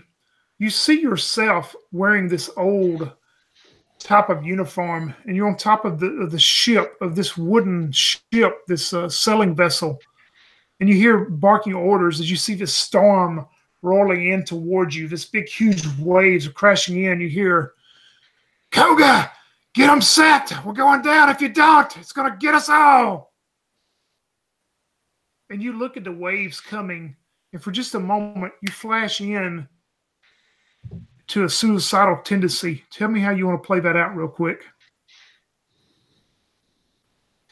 Yeah, I mean, like I see these waves, and I just know that death is going to take me. So I look over the railing, and with it raining and everything, it's no problem at all as I just plummet down to the deck of the ship. Yep, and you'll have a -1 to your rolls for right now if you do, if you do something next few minutes or whatever. Okay. Alex, make a fighter check for Robin, please. I got a 2. Not good. Nope. You flash to where you're on the deck of this ship, and those huge waves are coming in, and you even hear the voice. You hear Oga, and you think for just a moment, did they just say Koga? As you're taken back in time, and you hear a guy look at you and yell, "Robin! Do it now! You look like you're about to fall over, you fool! Help us!" And you tell me how you're going to faint. Well, I run over to go do whatever I was supposed to go do, and like I'm not even aware, but I see myself running over to go do it, and a wave crashes up and knocks me over, and I hit my head on something. Yep, and you were fainted out in the past, so you'll have a -1 for right now. Ro, make me a fighter check. 3. Ro, you find yourself up on this deal, and you see this figure run by.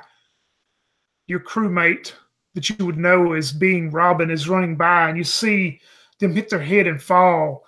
And you hear, the first mate or the captain yell out, "What are you doing, Ro? They can't do a damn thing right. You're going to have to do it. Help us out. We're going to go down." And as you start, you also fall under some kind of faint, however you want to play it out. I'm going to instantly think we we need to secure the barrel of rum, and I'm going to run too fast out of the cabin and hit my head on the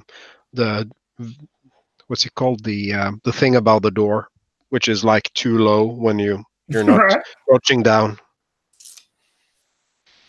Yep, you hit your head and you crash out. Benedict, make me a fighter roll. Okay, that would be 5.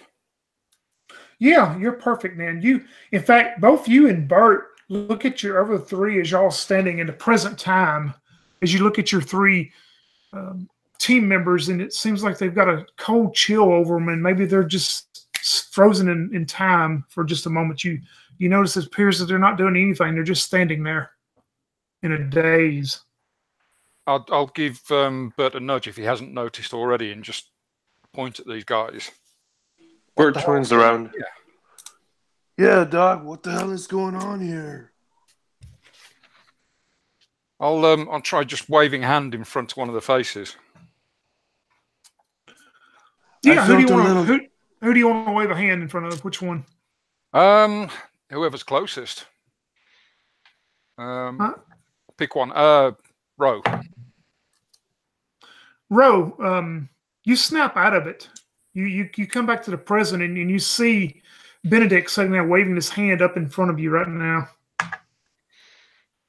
You back with me there, buddy? Yeah, sorry. I got confused for a second. You look like you were spaced out. Yeah, it must have happened when I hit my head on a door frame. He's not the only one, Doc. He goes over to Robin and shakes her. Robin, snap out of it. Robin, you come back to the present as Bert is sitting there just shaking you probably as hard as, probably to Bert it's not hard, but it's hard to you. What? You seem out of it. But are you here? You all right now? Yeah, there's just something funny going on, that's all. Yeah, one or two people spacing out is unusual, but having this many, that's definitely something weird. I felt something weird when I walked in here, Doc. Yeah, and as you four are standing there, you still notice Koga appears to be in this daze, just standing there, not doing anything. Yeah, I put my hand on Koga's shoulder and shake her a little bit.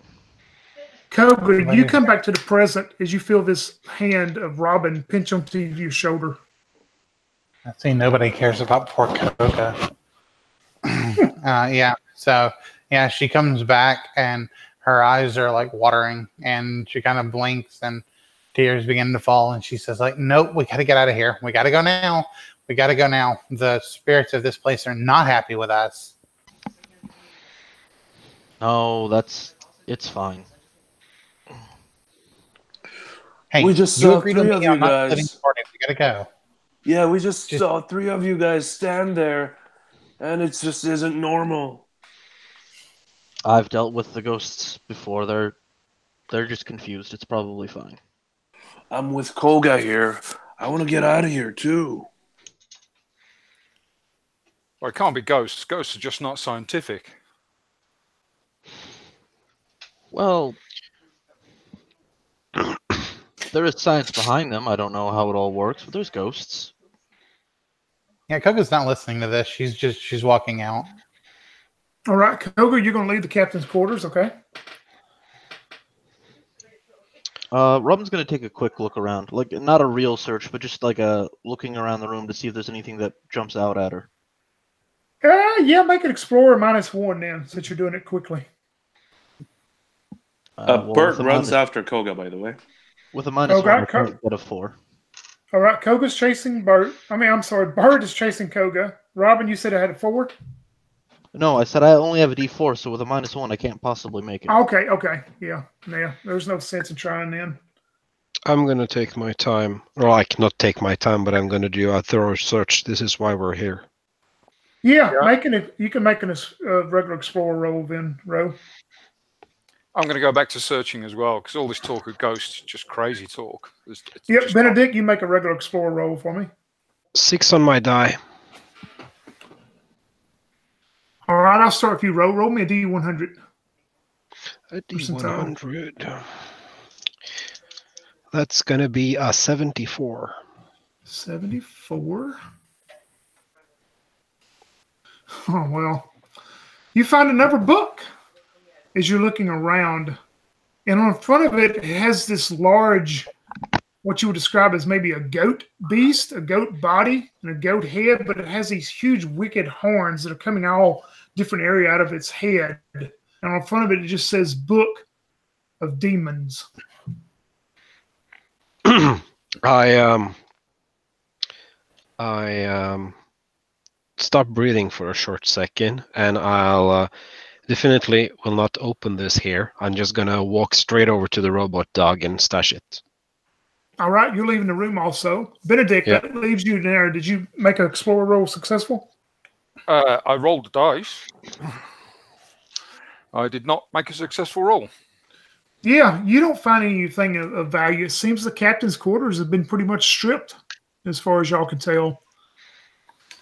Darn. Okay.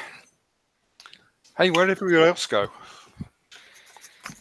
Well, Koga took off, and Bert went after her. The ghosts. Yeah, I agree. Okay, well, it looks like we're kind of tapped out here, so back to the hold, or should we try the front part of the ship? Well, I would guess we'd check the front part of the ship. Yeah, if you're staying, all of y'all just outside on the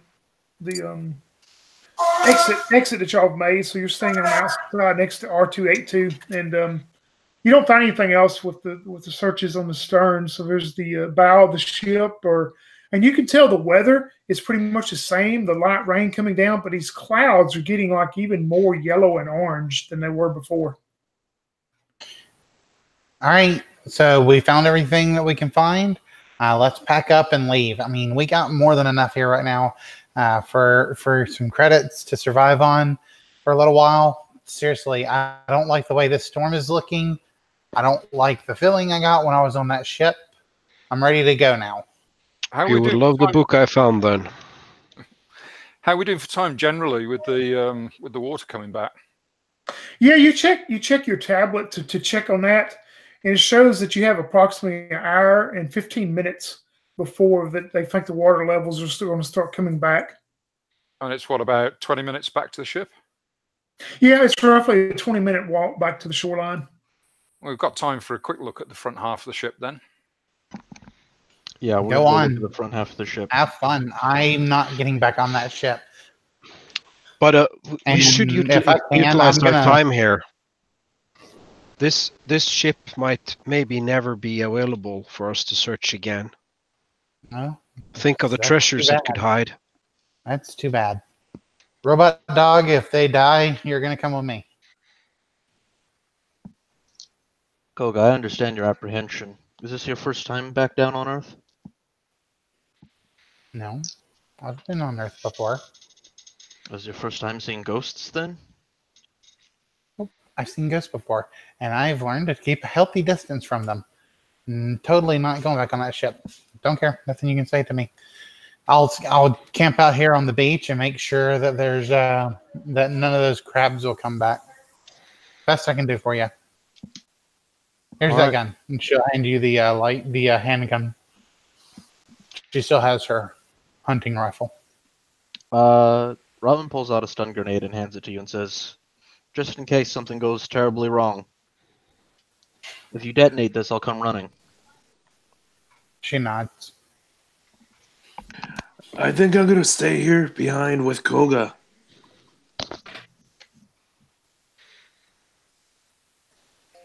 All right, Bert and Koga, y'all want to stay outside the ship? Do you want to stay there at the stern where you made this hole out, or do y'all want to actually proceed up to the outside of the bow of the ship where they're going in? Bert goes outside the ship where the robot dog is. Oh, I know, but I mean, do you want to actually move everything up to there, to the bow of the front? Close to the bow, I'll move over in that area if that's where they're going, so that they can quickly come down. But All right. I mean, if they start dying, I'm definitely like, dogs coming with me.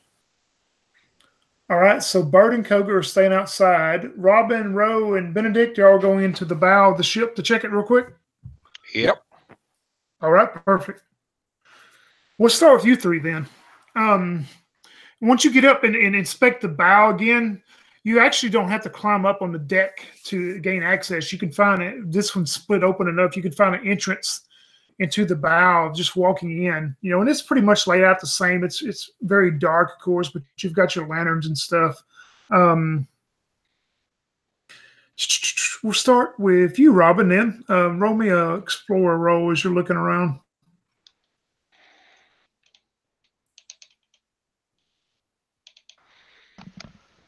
I actually got a 4 again. Yeah, now roll me a percentile D100.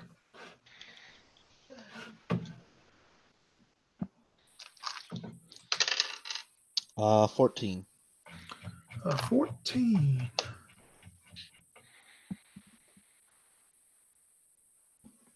You find, kind of rolled up like you would a carpet or something. You find all these old pelts that seem to be some type of animal. All these old pelts that are wrapped up and stuff. They're giving off a real strong odor.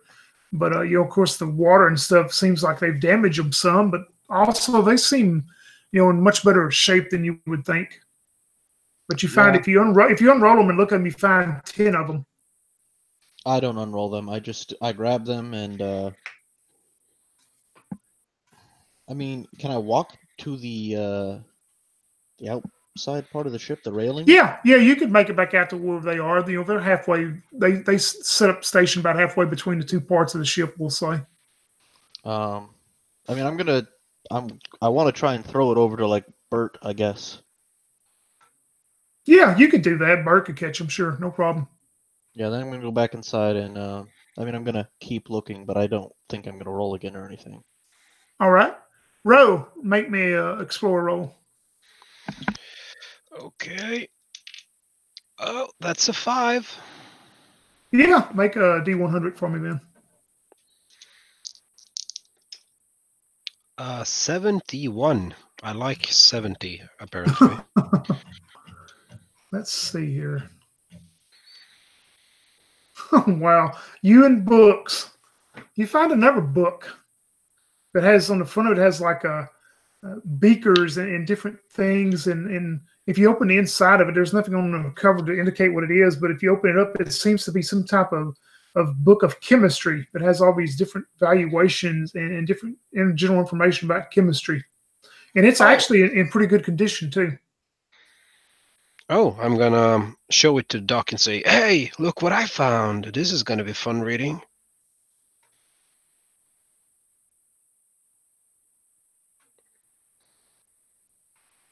Robin says, nice. Yeah, read it over on the trip home, though, because they always take Of course.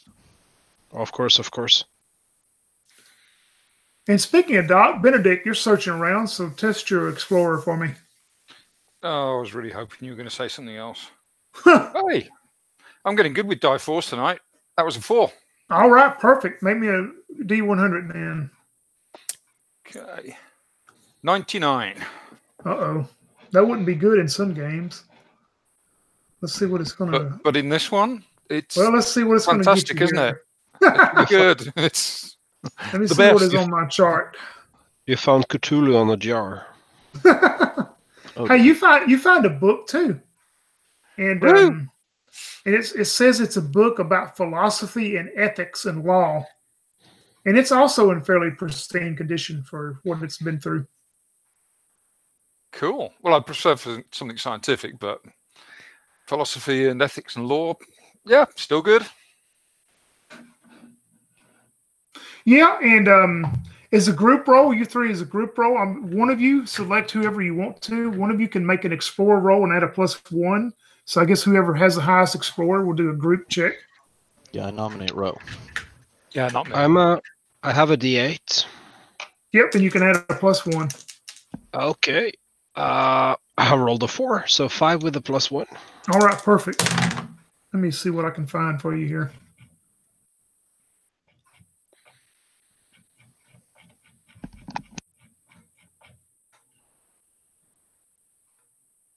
Yeah, you find another little secret hidden compartment inside this one. This one's a little bit bigger depth once you open it up. And you find another little bag. As you open it up, it has 5 gems in there. You find 3 black ones and 2 white ones. Ooh, shinies. And also, let's see what else you can find. Oh, wow. If you dig around long enough in that little secret compartment, at the back of it, it seems like it kind of fell through some cracks of the boards, but you're able to dig it out, and you find it's not wrapped up or anything. You thought it was a rock at first, but once you pull it out and look at it, it seems to be some type of gold nugget. There's just one gold nugget. Oh, this is Koga will be happy now. Yes, well, gold is definitely rare on Mars, but coins would have been more exciting. As you three finish up your search, would you go back outside to where R282 is, and the clouds are changing, and Bert and Koga are standing there. Bert and Koga both make me fighter rolls. 5.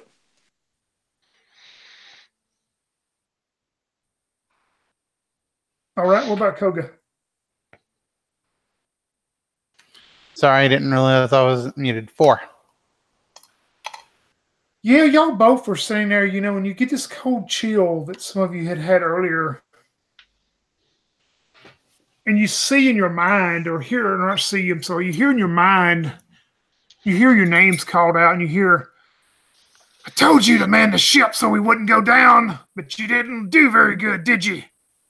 You turn around, standing 10 feet behind you is a half, almost physical and half ghostly apparition of this figure standing there holding this cutlass.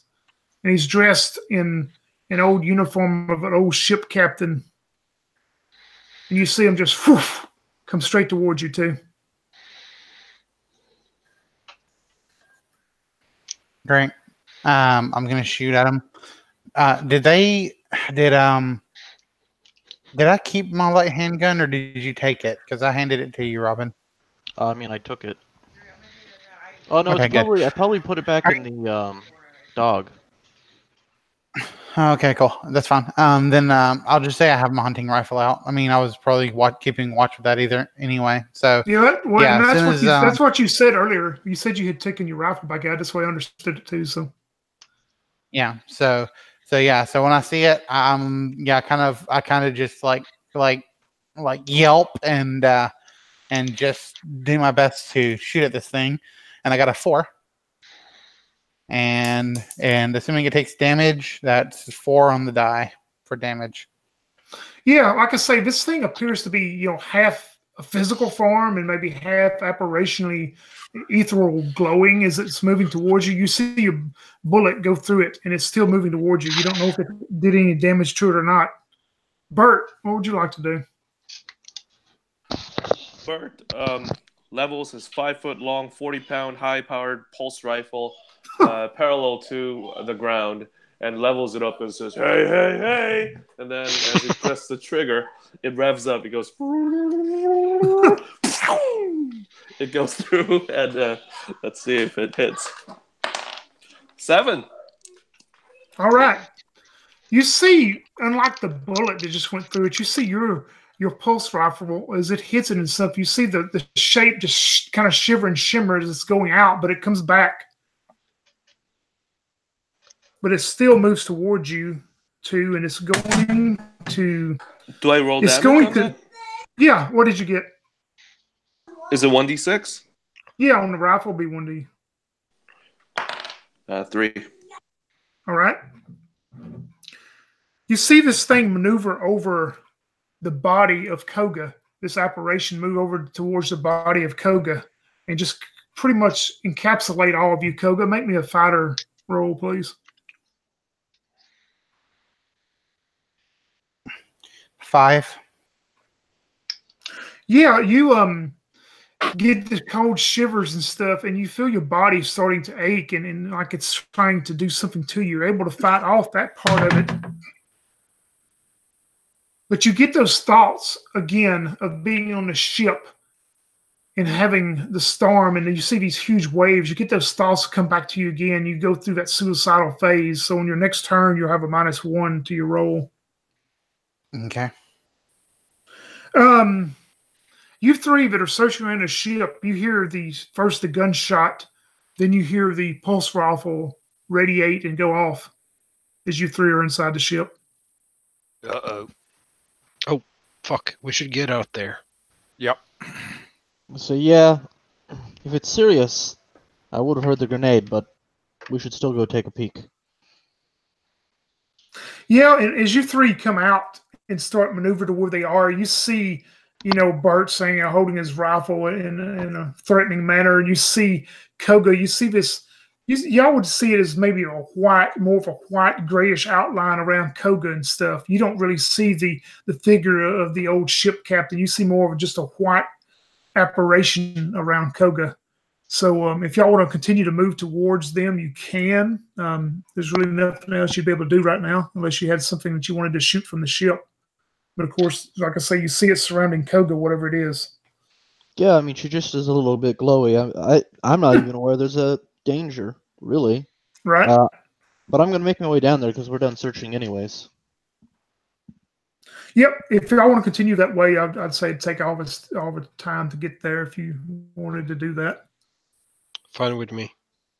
Yep. Bert, you and Koga, you're sitting there, and your mind is still seeing yourself on the old sailing ship, and knowing that doom and gloom is fixing to take you down. I mean, you wouldn't notice your companions walk up, and you don't even notice Bert probably there.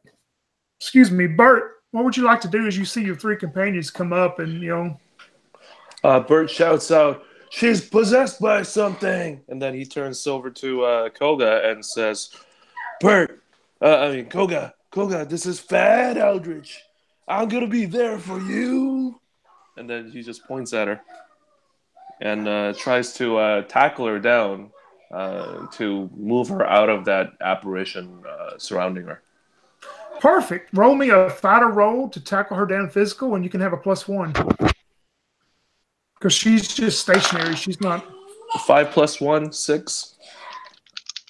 Yeah, you you jump and you run into her and tackle her down, and it's like maybe an old football deal. It's like you pushed and blocked her out of the way, but you stop. It seems like this apparition stops on you, and now you're engulfed by it. So you make me a fighter roll. Uh-oh. 5. Yeah, you're able to fight. You used to get that feeling of it's something's trying to penetrate into you through your armor that's left and trying to penetrate into you to do some damage. You're able to fight off that part of it. Bert suddenly flexes his belly and goes, "Ugh." Yeah, and as you flex your belly, though, you feel in your mind, you find yourself on this old ship. And you see yourself on the deck, and you see these people running to and fro, and you look and you see this huge wave.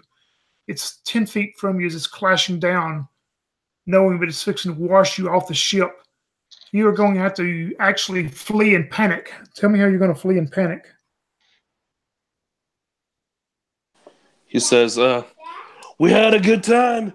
We had a good party." Ah! He just waves his arms and runs off in the distance towards. Actually, he doesn't exactly know where he came from, so he just starts running, screaming. All right. You take off running.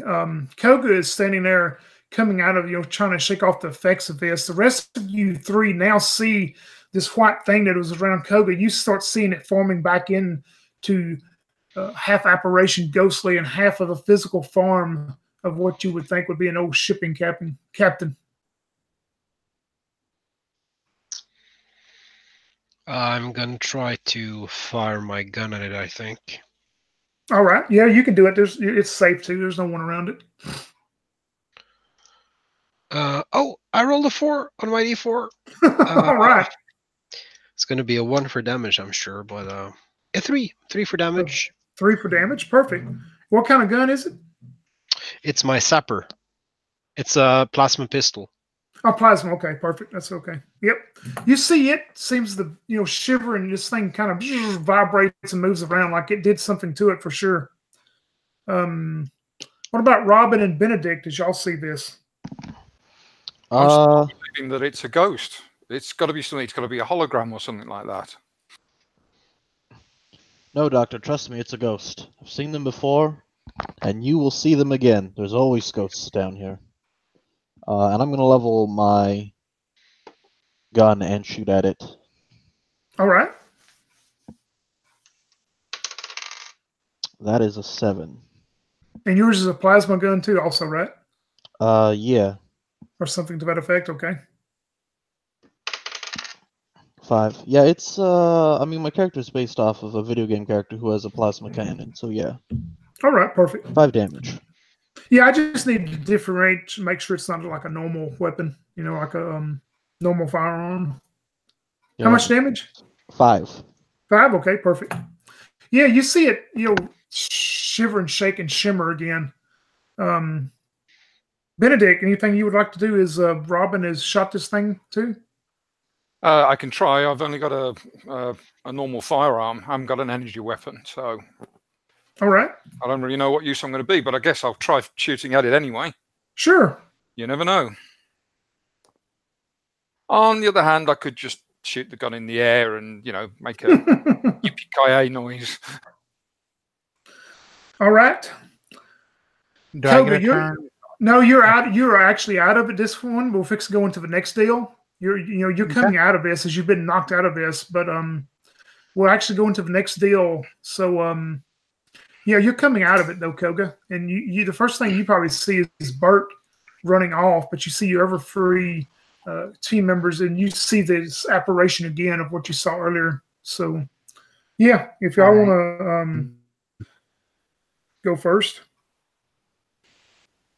So I can act this turn? Yeah. All right, yeah. So as I'm kind of coming out of it, like in a daze, like there's like ringing in my ears, and I'm sort of hearing everything in like slow-mo for a second, and I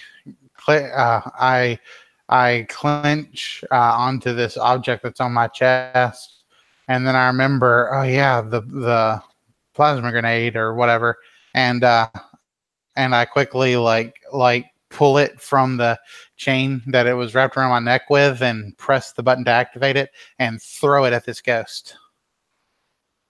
You're throwing the grenade at it? Yep. All right. Make your fighter check.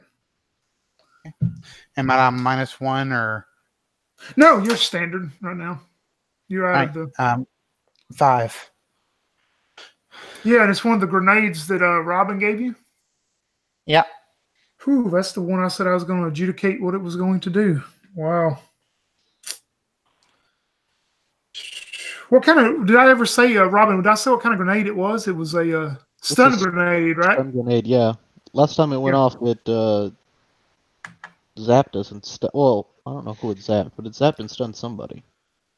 Oh no, I'm thinking of the gravity. That was the mortar. I don't think we actually ever saw them used at all. Yeah, we were just going to adjudicate it. Okay, that's fine. Yeah, if a stun grenade goes off, everybody that's in that area except Bert, you're out of the range of it. Everybody else make a fighter roll, though. If you fail, the stun grenade is going to affect you, and you're not going to be able to do anything. So if you fail, you're out of it right now. I'm out. That was a failure from me. Me, do I have to roll as well? No, you were moved up enough out of it. I'm going to say no. So it'll be for Robin, Roe, and Benedict. Against all odds, I rolled another 4. Wait, it's affecting us? Well, we're far away, aren't we? That's not what I really. thought. I mean, I thought the ghost was like away from everyone. I thought I was like throwing it at the ghost. You did throw it, but they were closer to the ghost than you were. You and Bert, of course, but no, they're close enough to be in the range of it. Okay, but I didn't know. Literally on top of those two guys last turn. In your defense, you never used it before, so. Yeah. I mean, like, I was out of it. I was dazed, so I was just like tunnel zoned on the ghost. I wasn't paying attention to where everyone else was. I'll just play it that way. Well, also, the thing was not on top of anybody presently. Bert had run off. Koga, you'd been pushed out of the way, but did you make it, Robin? I did. Yeah, you're okay. You're not stunned then. So if you're not stunned, y'all can actually do something right now. Damn it, I'm just going to keep shooting at the ghost. All right. 6 to hit for 2 damage. All right. Got it. I'm going to keep shooting as well, and I'm running out of force on my D4, so I missed this time. Okay. This operation is a stun grenade hits it. You see it shake and shimmer a little bit as it did, Koga, when you threw in the area. It is going to...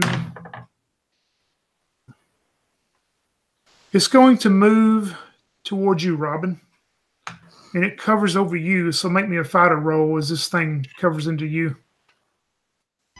I only got a 3. Ooh. That's not good, because if you fail, there's 2 effects. Ooh. You'll take 5 points of damage. Of physical damage as it just blasts into you, something does. And also... You find yourself back on this old sailing ship as the waves are crashing in, and you know there's nothing but doom and gloom and despair coming as the ship's going down. You're catatonic now and can't do anything. Yeah, I just fall over on the ground then. All right, perfect.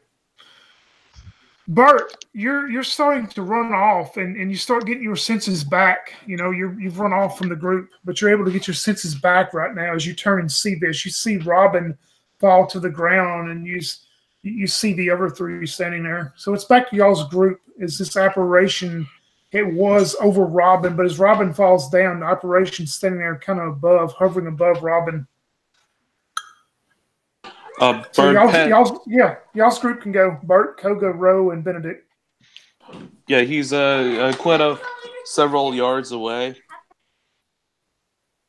Yeah, he's I guess he's about maybe 20 or 30 yards away from where he was before. He pants and he shakes his head and finally comes around. he turns around and realizes what's happening, and seeing that he still has his weapon in his hand, he shakes his hand and turns around, aims, and fires, and says, "Bird ain't running away anywhere. Not anymore, at least." And then he fires off a round and rolls friggin' 1. Ooh. I'm going to be nice then. At least Bart, it's you one of the missed. All right, Kogo, Roe, and Benedict is your friend Bart seems to come back to his senses, but maybe not as he misses wildly. I guess Koga will shoot at this thing with her hunting rifle she has. All right. 6 for 6 damage. You see your bullet go through it, and it seems it doesn't shake and shimmer and move with a standard rifle as you've noticed it do before with these other type of weapons. Okay. Roe or Benedict, would y'all like to do something? Go ahead, Ro. I'm still shaking my head from this grenade. Okay. I'm gonna shoot another shot with my sapper. That's my third 4 on my D4. You're going down. Right. 2 damage this time. And it was a 2 I rolled on my previous fail, so it's only rolling 2 and 4s. Well, you needed it this time. It's perfect. Because as you shoot into this thing, it just goes into a cloud and disperses. And as soon as it does that, Benedict, your tablet, you start hearing it give off kind of a red alert tone. And this voice comes out where all of you can hear it, and it goes, catastrophic wave, ETA, 21 minutes, 11 seconds.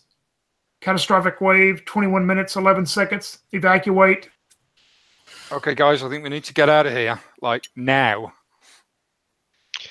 As the ghost captain drops, I'm gonna do this cowboy flip with my gun and twist it around my finger and loose it to the ground and look around to see if anyone noticed, pick it up, and then just walk away with the guys. Yeah, and you see Robin still laying on the ground in this catatonic state, and I will rush over to help him. Yeah, you see that he's trying to come back out of it, but I mean, it's like, you know, when you first wake up in the morning, I mean, it's kind of like he's kind of in a daze. Does anybody have a crap? Isn't Robin a girl? Robin is Anybody a got girl.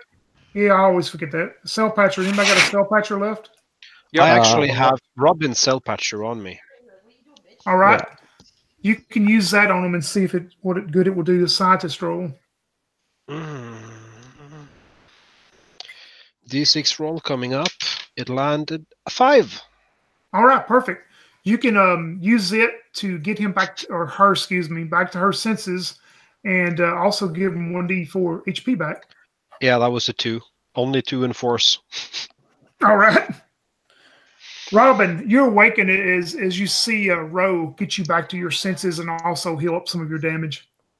Yeah, I jump up and I hold my gun out and I scan the area, and then look at them like, well, all right then, let's get out of here. Yeah, we need to go.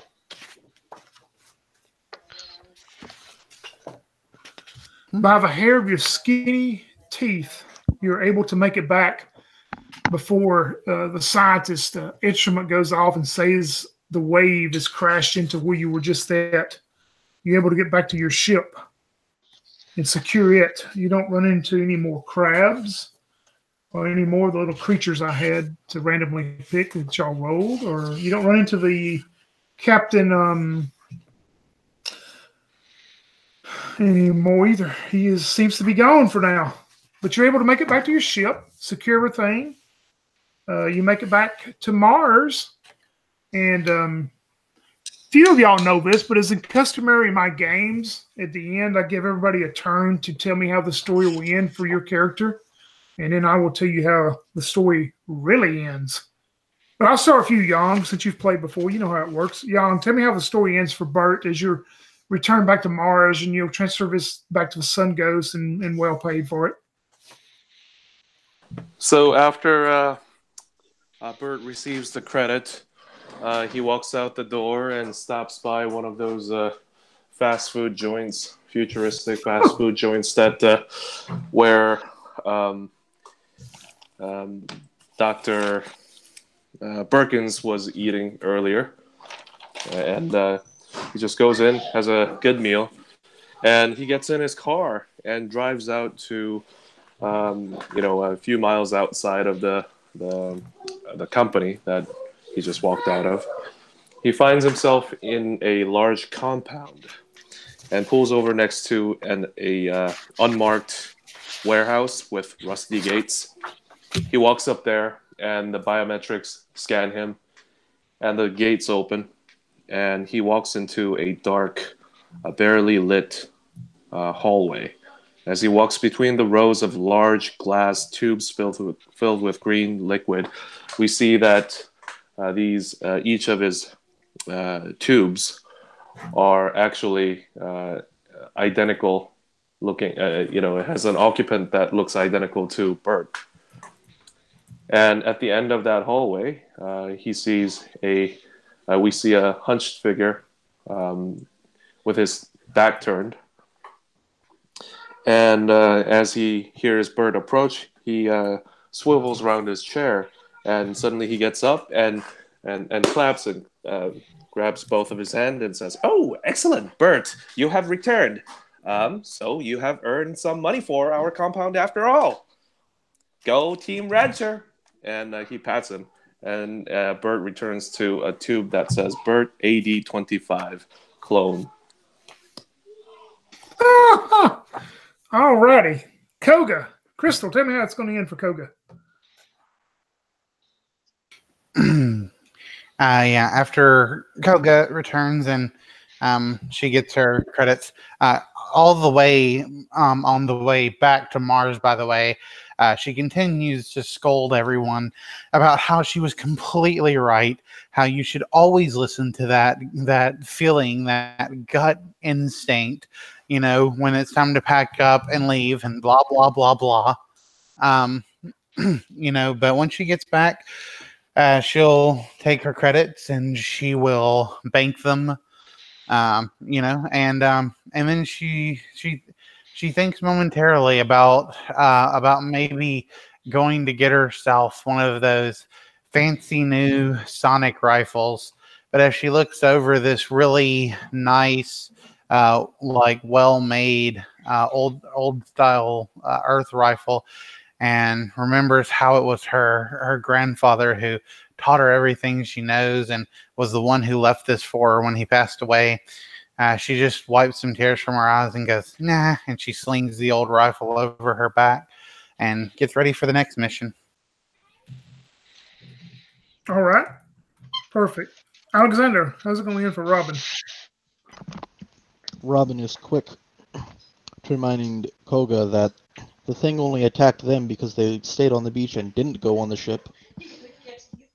And then she ignores anything else that Koga has to say about it.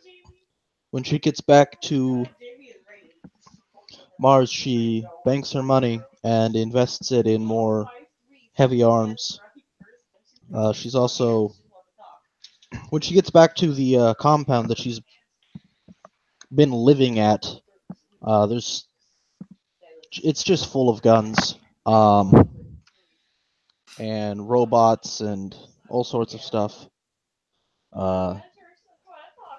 And yeah, this is her life. This is what she likes doing. So she's just waiting to go back to Earth. This is what she lives for. So, yeah. All right. Robin, how will the story end for Ro? Well, he got a good warning from Robin before they left the planet that it should read the books on their trip back, as they would take the books. So he spends the travel time to scan the book that had a scary cover, and after delivering all the equipment they found and getting their pay, he returns to his very dystopian apartment, like cut straight out of a Blade Runner movie. And he sits there in the bluish light in the darkness, reading from the scans of the book, and he finds a great pleasure in trying to pronounce these weird poems written in here. And yeah, they contain all these strange words. Perfect. Paul, tell me how it's going to end for our scientist Benedict. Well, since he's been down on his luck for a while, he's only been eating out of fast food joints. So once he's got the credits in his pocket, he's going to hit a decent restaurant. But strangely, he can't finish his meal. He's just been rattled so much by this latest expedition and the fact that somehow ghosts appear to be real. So he just doesn't finish his meal, and he spends a few nights with a very uneasy sort of sleep, waking up in the middle of the night or not being able to get to sleep. So he determines that he's going to hit up a few of his colleagues and any other explorers that he can find. He really wants to find out more about these so-called ghosts and what they might really be. All right, perfect. Now I will tell you how the story is really going to end. You make it back to Mars. In record time again, our scientist is able to shave off a couple minutes with his navigation skills. You go to the Sunghost Retrieval Corporation. Carter O'Connor meets you there, make sure all the credits are put into your accounts for the artifacts and things that are put into their vault for potential customers at some time or another. About 2, maybe 3 days after you make it back to Mars and settle in, you 5 all decide you want to go to the classic Earth movies cinema together. Go out and kind of de-stress, have some popcorn, and they even got a McDonald's in there for you, Bert. But as you make yourself back into the classic Earth movies cinema, the movie showing that day, Pirates of the Caribbean. You sit there, you start watching the movie, and at the same time, all 5 of you go into this catatonic state again. And you see in your mind that you all 5 are standing on the deck of this ship. You see a very short man walk over to you. He goes, "Welcome aboard. It's first time, you landlubbers. Let me introduce you to the captain. This is Captain Jacques Cousteau." You see the human part of the apparition you saw earlier. You see the whole human figure of Captain Jacques Cousteau walk up to you, and he's eyeing you up and down. He looks at all 5 of you and goes, "Welcome. Welcome aboard. I'm your captain. But I can promise you, there's storms on the horizon." That will be the end of the adventure known as Flair, the Krona Gale, playing in the light of a ghost star. Thanks to all 5 of you for playing.